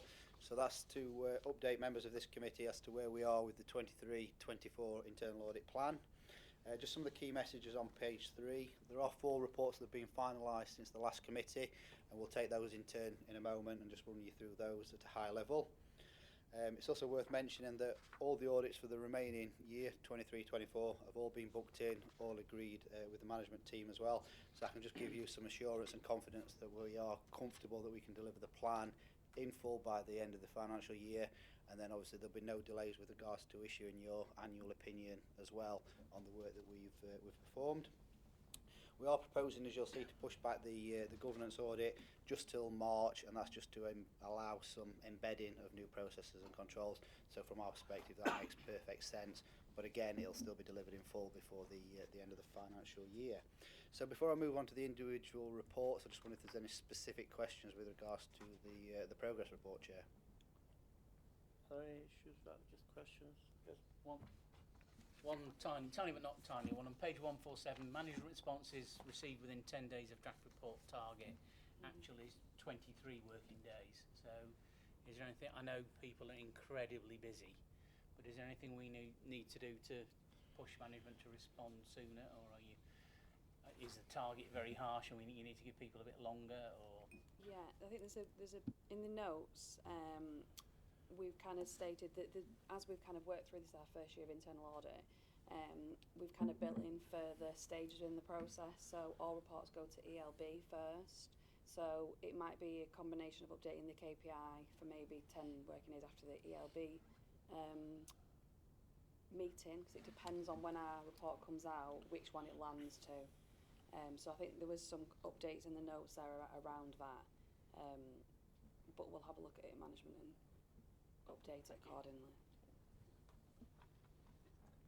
Just to elaborate, I think that's probably right. So one of the things that we've done differently this year with RSM is that we're taking the reports back through our exec leadership board, just so that they've got wider socialisation. In the past, it would be managed by the sponsor and then just come straight through to this committee, and we weren't getting the sort of collective buy-in to the management actions and the issues that were being raised. So I think it's a positive step, but I think probably it was a KPI that we set when we hadn't really thought about doing that, so it probably does need reflected. Okay. Okay, so if we move on. Okay, thank you, Chair. So I'll pick up the first couple of reports, then I'll pass over to Anna, who will pick up the second two. So the first one is bus data quality review. So this very much focused on the data framework for bus operators, just with a particular focus there with regards to concessionary fares and also tendered services with regards to the bus routes. In conclusion, you'll see we've extended the conclusion just to give you a bit of narrative as well. But overall, it is a positive opinion. It's a reasonable assurance, and that's on the basis of the number of actions that we've raised. So we raised 4 medium and 6 low. Pleasing to note that all have been agreed with the management team.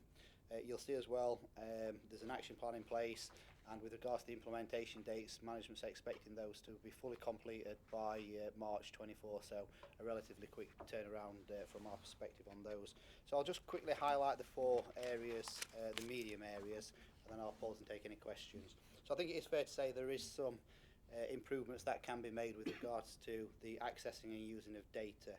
So the first medium that we picked up was there is an opportunity to tighten the controls around the concession payments. Really, that's about having a better understanding and developing processes of routes, and that was with a particular focus on those minimum cost contracts that are in place. We also noticed as well there is an opportunity with regards to formalising the approval process with regards to validating concession claims that were coming in. So operators are submitting the claims. How do you know that they are fit for purpose? How do you know that they're correct before you're actually signing off and releasing those payments? So from our perspective, the risk there is very much you could be overpaying on those concession payments if you're not aware and identifying what the correct process is with regards to those specific routes. Medium 2 and 3 very much linked together. This was about having a whole refresh of the tender methodology. As Pat mentioned, a lot has changed with regards to this area over recent years. So it's about ensuring that is the tender process still fit for purpose? Are there opportunities that you can actually improve on with regards to the tender specifications that you're issuing when you're tendering in the first place as well? And again, that is especially around the minimum contracts, minimum costs, but also the minimum subsidiary bids as well. There can be a significant variance of cost between the two, so it's making sure that you're getting the right ones assigned. And it's also about using the most current data that you've got available when you're actually releasing those tenders and those tender specifications in the first place, so you actually understand what you are tendering. And then the fourth one, this was very much something that we've talked about as well with regards to an opportunity to formally document the process for actually recording and understanding those contracted routes. I think the point that we had from this one is that how are you actually identifying underperformance? If you're not, how are you actually then taking action to actually resolve the problems and overall improving the bus network that's in place? Again, that's something that Gareth mentioned earlier on. So it's about having some formal KPIs and then actually reporting on those KPIs, but then taking action if there's any bus routes or bus operators that are not delivering to those targets that's been set. Ultimately, all those actions will hopefully drive efficiencies and improve the performance of the bus routes. So if I can pause there, Chair, I will take any specific questions on the data. Oh, sorry. I can have a lot more way to say. My eyes should be here, really, shouldn't they, rather than... So, on those 4 recommendations, I mean, has it been through, or a version of this been through the scrutiny committee? No, not yet. Because this particular last one, it looks like we don't know what we're doing and what we're paying for. And so, if that's absolutely true, I would certainly be thinking, well, how easy was it to agree that this was a medium priority as opposed to a high priority? I mean, from my point of view, they all look fairly high priorities to get sorted out. But the truth of it, the other side of it might be simply that in some respects, in terms of how the bus operators are performing, they're not telling us because they don't have to. In which case, it's a problem that as members and officers, and particularly when we deal with the public, it's a problem that we've grappled with, but it's a problem to which we've never had an effective answer other than maybe we should run the buses, but we don't, and they don't have to tell us because that's the law. And that's on the other side of these conclusions. And it's perhaps difficult to make a decision as to whether we do or don't based on no information. So that's, yeah, exactly. Yeah.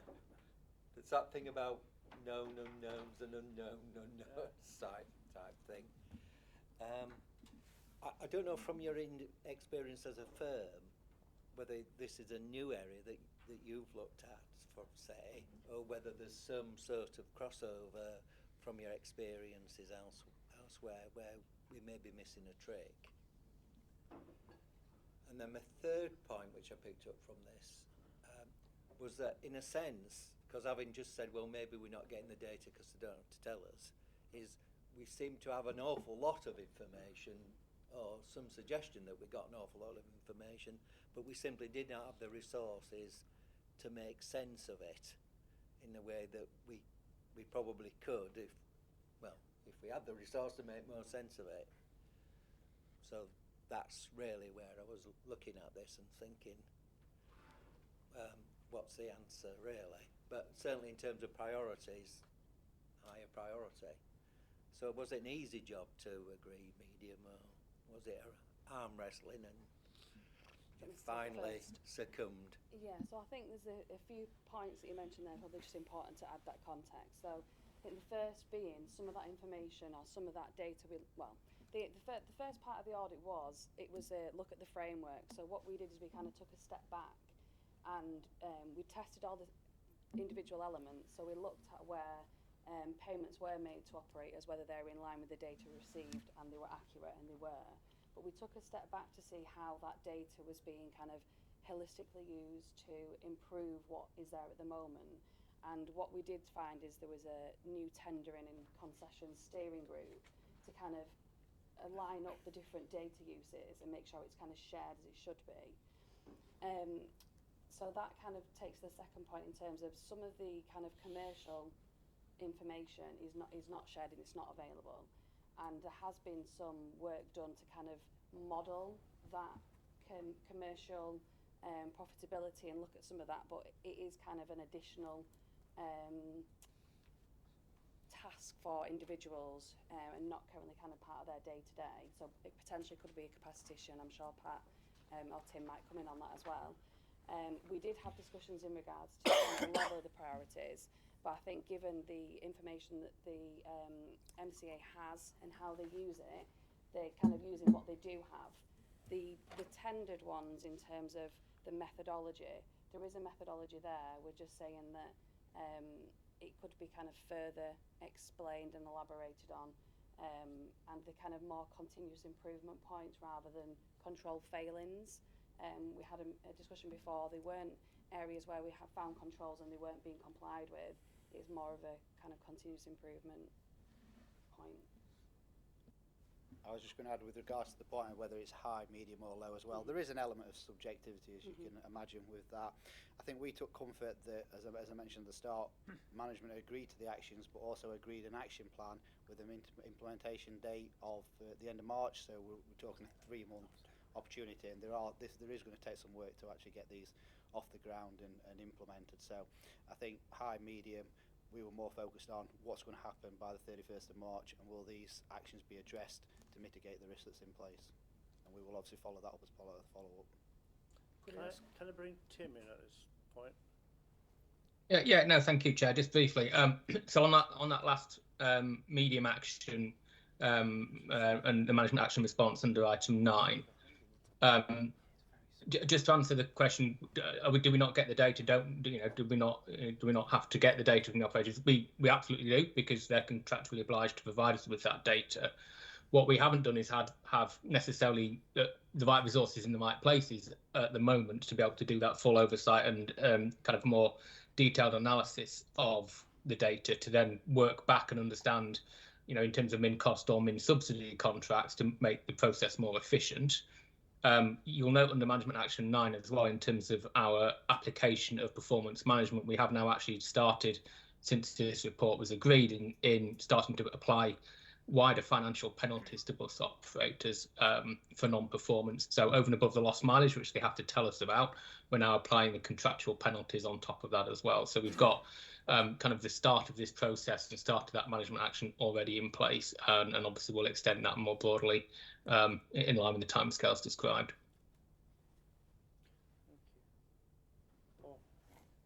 A couple of questions from me, because I share a lot of Councillor Auckland's concerns.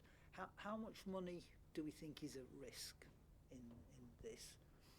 And then secondly, can we just explore the legal limitations that's referred to on page 155 of our report, your report, I think it's page 5, because it seems to be that the contractual and the legal setup limits us in terms of how much we can use previous poor performance by the operator, and I think that's got big implications for what we're planning to do on franchising. So if you take the first thing, is how much money is at risk, please? Roughly. Are we talking about tens of thousands or millions? I think we asked during the time of the audit, but I think because there isn't that awareness of the networks and which routes are tendered and which ones aren't, we don't have that information. Don't know if Pat, you've got, or Tim's got. Well, not to. I mean, I'd happy to take the action away and look at coming up with some estimates in terms of the relative risk. It's not something I'd like to try and put a figure on now. I think the audit findings noted that all of the checks that were made on the payments made, they were accurate relative to the data submitted. So from an accuracy perspective, I've got no concerns. I think it's probably more of an efficiency risk in terms of whether we're paying on the basis of the right kind of contract for a given route. It's probably worth noting for members as well, if a route that was previously commercial that is becoming tendered, there's only a limited amount of information that the operators have to provide to us to then make an assessment on, and that's part of the challenge in terms of, again, the point that Pat was making earlier. There's only so much information that operators have to commercially disclose to us at any point in time, and at the moment, largely that commercial information can only be used for the purposes of franchising assessment, not for our wider operational decision making. So on page 160 of our papers, where it's discussing what data is available, there's a management comment that says they agree in principle, but in practice there is no obligation for commercial operators to share passenger level data with the MCA. Correct. If that's the position, have we got any opportunity to write that into any future contracts we might do before we move to potentially franchising? I would need to check with legal, but I think at the moment that is the current position, Paul. They have no obligation. They can provide summary level data to us, but not down to individual route. And certainly, we would like to know, times of day, passenger movements from particular locations, that kind of information. They've got no obligation to do that. To your earlier point as well, in terms of prior performance, again, I've checked this point with legal on a couple of occasions. We have to assess contracts on the basis of the information that's submitted to us. We have to assess them, therefore, on the basis of cost and the approach they're taking and the route that they're prepared to run at a given frequency. I would personally be very keen to apply prior performance measures to contract evaluation, but the advice I've been given from legal thus far is that that's not an option. Right, well, that surprises me, because like you, I would have thought as part of the tender documentation you could have asked for how are you doing in terms of accuracy, because otherwise potentially we could be issuing a contract to an operator who we know gives an awful service, and we've got no redress against them whatsoever. They're just going to sail through.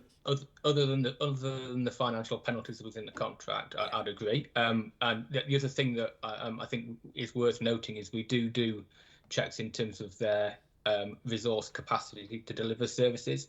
So they have to assure us that they have sufficient drivers and vehicles to run the tenders at which we're asking. And again, that's part of the evaluation, albeit not a scored process. They have to give that statement. Thank you.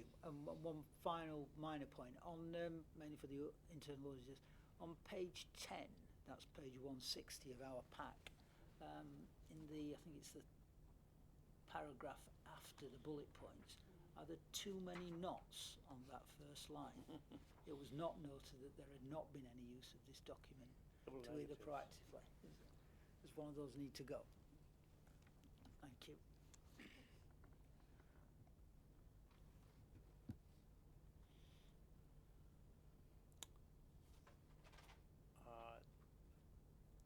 I think there are lots of reservations around that.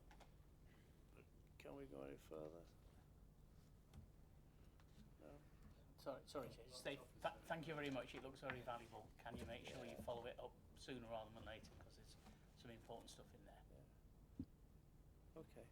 And I mean, I think in part, Chair, aren't there, the officers are really describing to us what an unsatisfactory situation that's beyond their control in some respects, in terms of the information we can get. It's exactly like Paul was describing over there, that there's all sorts of things they don't have to tell us,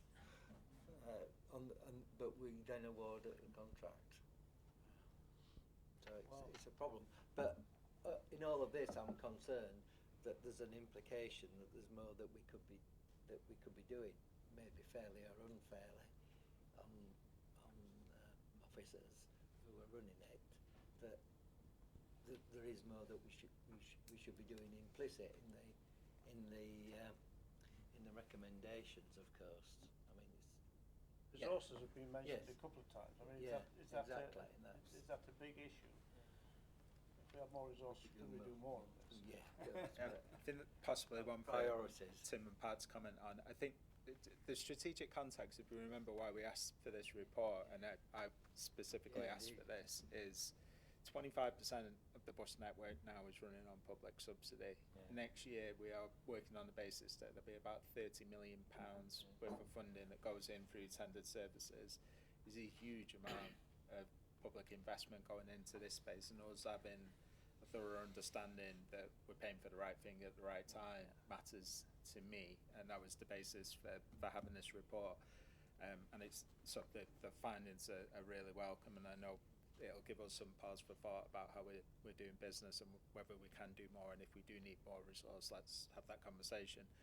I think it's also symptomatic of a pretty broken system, that this level of resource goes in and the level of data coming back to us is pretty wanting, and is another reason why we are pursuing a franchise assessment to understand whether that's a better way of doing business, and why as part of that assessment we're plugging in more resource into systems and into people to make sure that we've got the data and we're manipulating that data and using it to form a better bus network that actually works for the people of South Yorkshire. So I think it's given us a little bit of a kick, and that's not unhelpful, and we'll make sure that we follow up on those actions. So I'm just sorry, very briefly. So just on the resourcing point, I think this is probably a function in part of the timing of the audit. When the audit was undertaken, there were, from memory, at least 2, if not 3 vacancies in the concessionary claims team. They've now been filled, so I think that's just to give members a bit of assurance that that's at least that part. I think, but just back to Gareth's point briefly, again, some level of assurance. We are doing what we can do within the framework and the constraints of legislation and the deregulated market. And again, I think, I sense frustration, generally across the organisation and with elected members, that there's only so much we can do in terms of accessing information and using commercially sensitive data, beyond its shared use, and that is frustrating for across the board to be able to make the system more effective. Thanks for that, Tim, and thank you for your internal report. It just flags up our frustrations, I think. But thank you. It's good to have information to start from, and if we had more, it would be better. Thank you. I'm moving on to the next of your reports. Yeah, thank you, Chair. So next one's risk management, hopefully a bit more straightforward. Yep. So this is very much an overarching review of the risk management framework that was in place. There's a lot of work that's been performed over the last couple of years, which is one of the main reasons why it was put in the programme to have a look this year, just to have a secondary look and make sure there's any improvements that can be moved forward. Pleasing to note on the conclusion, it is a reasonable assurance opinion, which is a positive opinion again. 6 actions raised overall, 1 medium, 5 low. And again, pleasing to note that management have agreed to all those with a suitable action plan put in place, and also implementation dates as well to address those points. So just to flag the medium point, what we identified is there's no documented assurance map in place. This tends, in our opinion, to be one of the last things to get in place. So you get the structures in place, then you start having the assurance map, which really brings it all together. The reason for the assurance map is it does very much aid and provide you with an understanding of where you're getting assurances from, but equally important, or maybe even more important, is if you are missing any assurances in any specific areas. So it very much gives you that holistic overview of the assurances that you're getting, who's providing them, and when they're providing those assurances. I'd say the 5 lows are very much general housekeeping. You'd got controls in place. It was just about tightening up around the areas on a couple of those points as well. So I think it does reflect the hard work that's gone in over the last couple of years. From our perspective, because we do have to give an opinion on risk management, it is a strong opinion that we will use for developing our overall annual opinion overall. But yeah, just get that assurance map, it will pull it all together, close the loop, the full 360 degrees. So I think from our perspective, a strong report on risk management in a critical area. So I'll pause and take any questions, Chair. Any questions or comments? Oh, lovely. Moving on. Thanks, Chair. I'll take over now. So the next one we have is our purchasing and creditors internal audit.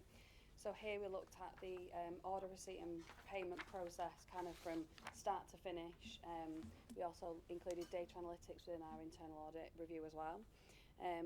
Overall, we came out with reasonable assurance. We identified a number of well-designed controls that were in place, and we tested a number of orders, and we're happy that they were compliant and it was operating effectively.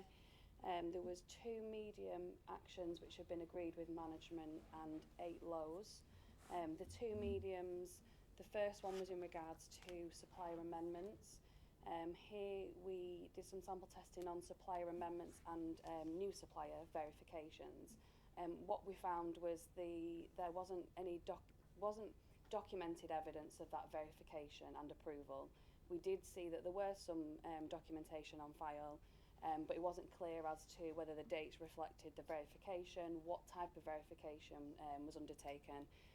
Obviously, with being a key target for fraud, any changes to supplier amends, we'd like a nice process which has got all that recording, and that has been agreed with management now.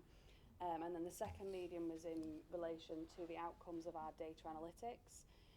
We did some data analysis to look at duplicate invoices, duplicate payments, any payments that has tried to circumvent the delegated limits, and we found that there was a number of duplicate supplier accounts, and what we did is we kind of looked at those and did some sample testing to see whether they're genuine or not, because sometimes data analytics is a great tool, but it doesn't always spit out these are issues. It's more of a go away and have a look, and we did find a few that were duplicates. Potentially from the kind of the merging of the 2 finance functions from the 1st of April, and they were the two mediums. The other lows were kind of more, I'd say, housekeeping points, and making sure those procedures and guidance notes are kind of available as required. Happy to take any questions that the committee may have on this report. Yeah, so some important areas there, as we know, changes of bank details are targeted by fraudsters with, 6-figure, 7-figure fraud. So, good one to make sure we tighten up on. And duplicates is going to get worse because we're going to inherit a load of payments from somebody else's ledger now. So it's another one we're going to have to get on top of. Yeah, the duplicates are largely because we had the MCA and SYPTE working on the same finance system. And to avoid re-raising orders, we've just merged the 2 systems together, which obviously duplicates everything at that point. And where you've got an open order, you can't kill the supplier in a supplier ledger until the order is closed down. So there is a big hygiene exercise to be done this year, hopefully, just to weed out all the duplicates, and we've agreed that's management action. But the report was well received by the team. I think they did a really thorough job, and the data analytics were super helpful. I think it's a really good way of getting to the nub of the issue. So we were grateful for the report. Thank you. Yep. And next. Thank you. Thank you, Chair. Let me just get to the right page at the back. Okay, so the next one was the Tram internal audit review, the progress health check and the health and safety framework, the full title.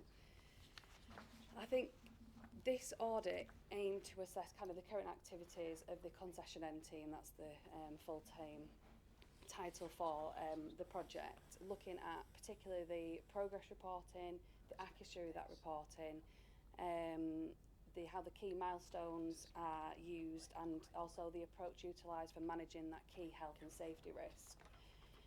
It's probably just worth flagging on page 210 of the pack, we've highlighted the programme, kind of a high-level programme map. Why I'm pulling this out is because during the time of our fieldwork, the programme was going through kind of a phase from the due diligence phase into the mobilisation phase, and it being kind of a fluid project, things were evolving. So what we did identify in terms of the audit had already been identified by the new programme manager, and some of the key changes were kind of in process during the time of the review. We identified 1 medium and 4 low actions. The 1 medium was in relation to the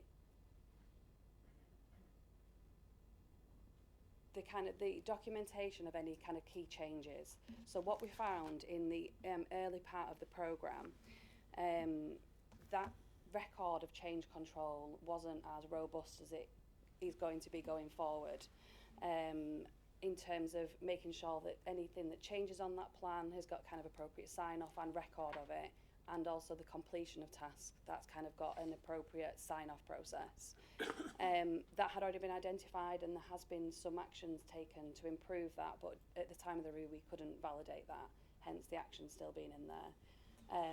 The 4 low actions, they were to kind of strengthen the programme documentation that's in place currently, so tightening up on kind of the project structure, the milestones which you'll see, making sure there's kind of a standard and key repository for kind of the core ones, and also some other kind of documentation and action log, checking that they're in place.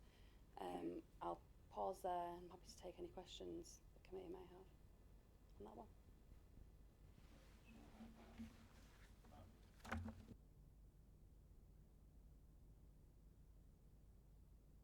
Someone turn my mic off.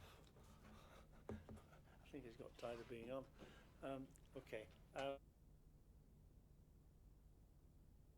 This seems like a good point also at which to say we have about 14 minutes left on this agenda.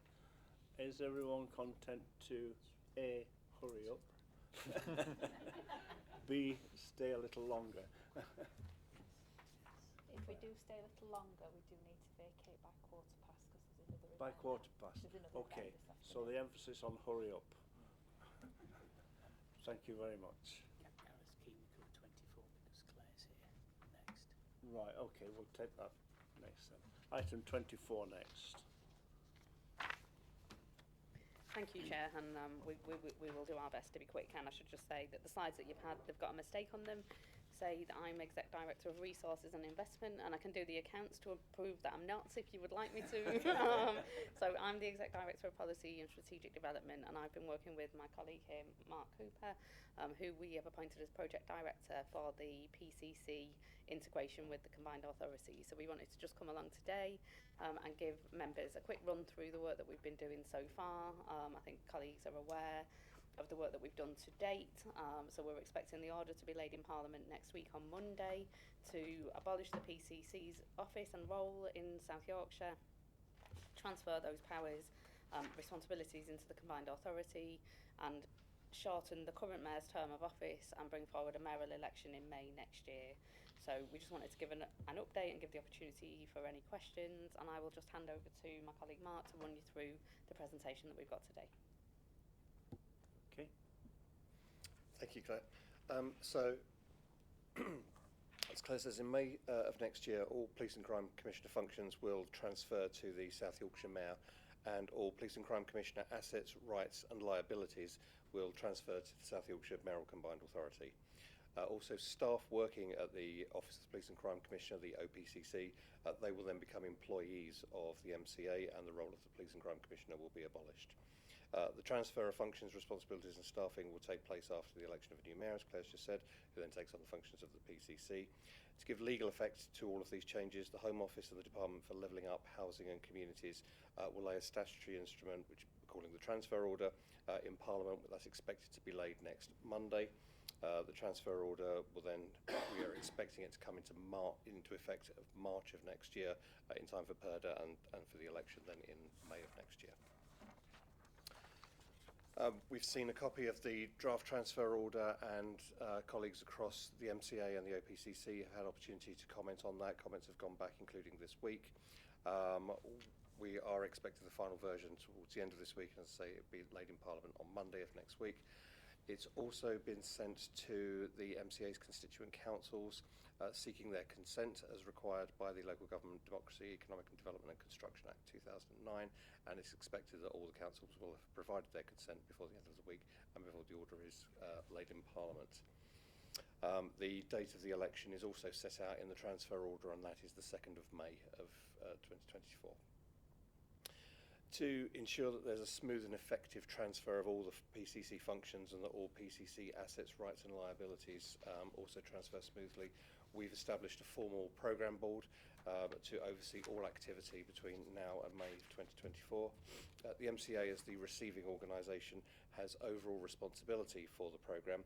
However, we all understand that it's not possible to ensure a smooth and effective transfer without the full support and cooperation of both the PCC and South Yorkshire Police where appropriate.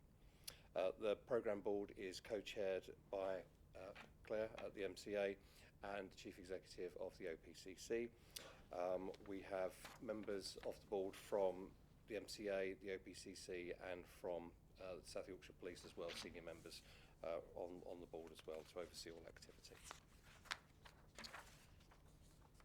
The aim of the programme board is to review the progress of 7 working groups that have been established to focus on specific areas of the transfer. The board also takes decisions and manages those risks that have been referred to it, and ensures that progress is being communicated effectively to staff and external partners. The programme's been devised in 2 overlapping phases. Phase 1 focuses on identifying and managing all aspects related to the legal transfer of functions, assets, rights and liabilities required by the election next May. And phase 2 then focuses on the integration of the OPCC business, which includes the violence reduction unit, into the MCA after the May election. Where agreed, work has commenced on phase 2 activities during phase 1, where that's required for successful integration. So we've just come from an event with the OPCC staff, talking about staff transfer and how that will work through the GP process, for example. Underpinning the programme board, as I say, there are 7 working groups that have been set up to manage specific work streams relating to the transfer of functions and responsibilities. The working groups have been tasked to lead on all day-to-day issues, risks, timescales, resource implications, or other relevant matters that may arise during the lifespan of the programme. Those working groups are also responsible for identifying actions and risks that should go to the programme board for a decision. The activity arising then from those working groups is used to inform the programme's action decision logs, timeline and risk register. You've got the details of all the 7 working groups in your pack, so I know time is short, but very briefly, the 7 working groups are legal governance and risk management, which is tasked with identifying all the legal issues, including those in relation to the transfer order, that have to be addressed between now and the election next May.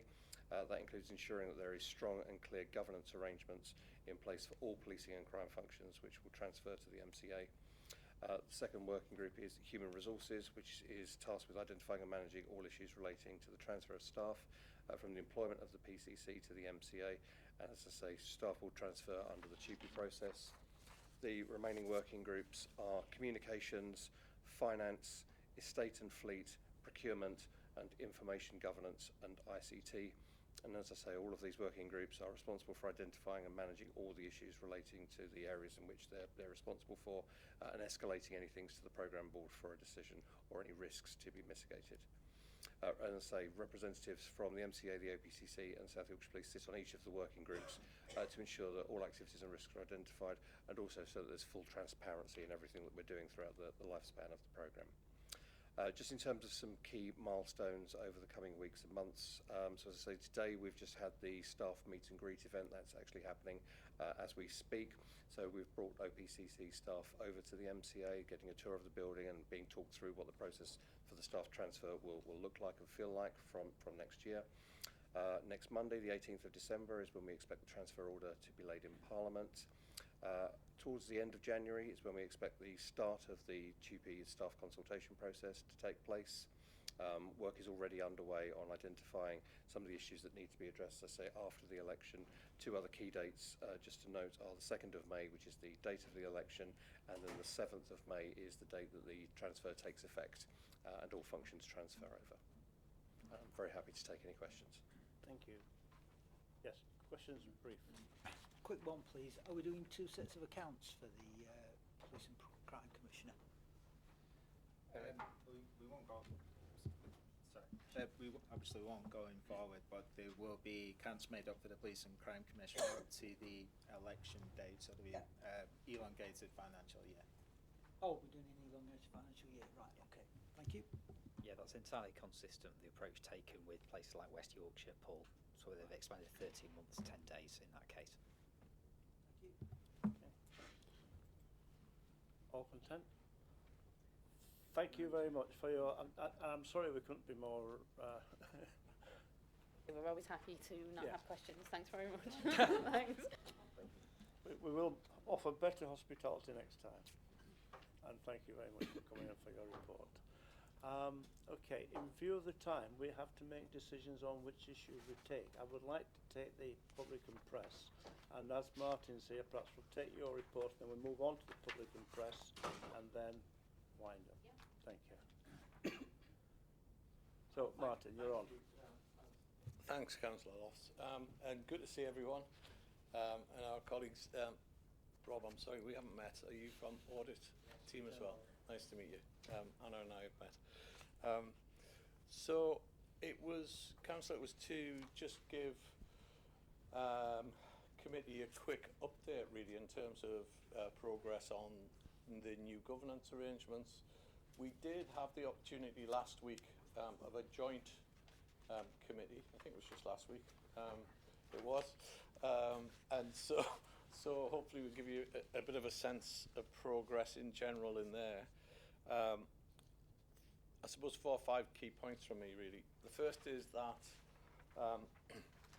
arrangements are settling in very nicely in the new portfolio, leadership roles for leaders, chief execs, exec directors of the MCA in support of those portfolios.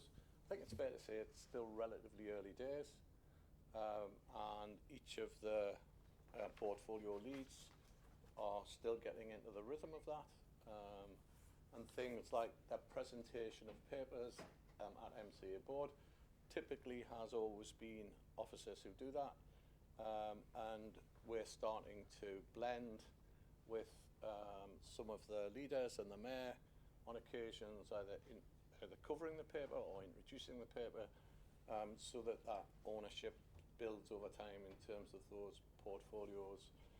So all of the key governance arrangements are in place. The 2 statutory committees, of which this is one, continued on.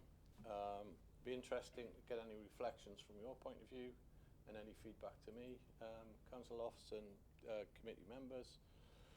And the Business Advisory Board, as I mentioned last week, that is now set up and established. It met for the first time about 3 weeks ago, and was very good, very energised, very enthusiastic.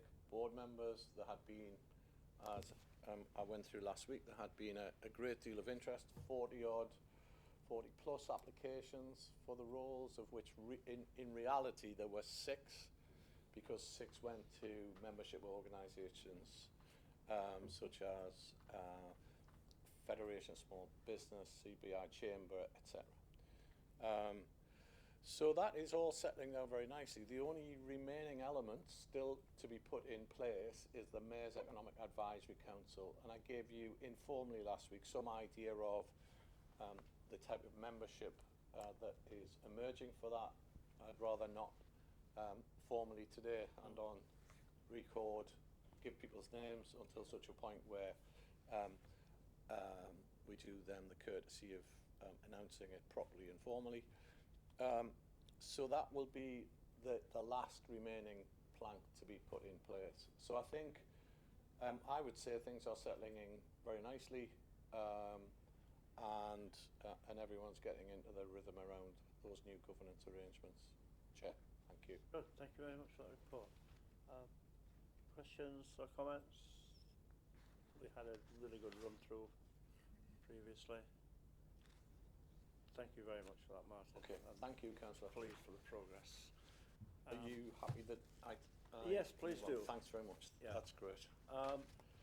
Before I ask for the exclusion of public and press, can I thank our internal auditors for some very good reports and for the questions that they've raised with us as well.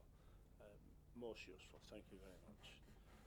And moving on, we now, because it's a shortened agenda and we have to be out of here in 15 minutes, I propose that we move exclusion of public and press for the item 26, which is a restricted item.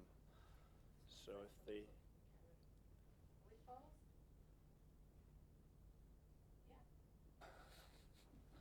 as they say in certain circles. Okay, issues for escalation, none. No, okay. End of my agenda.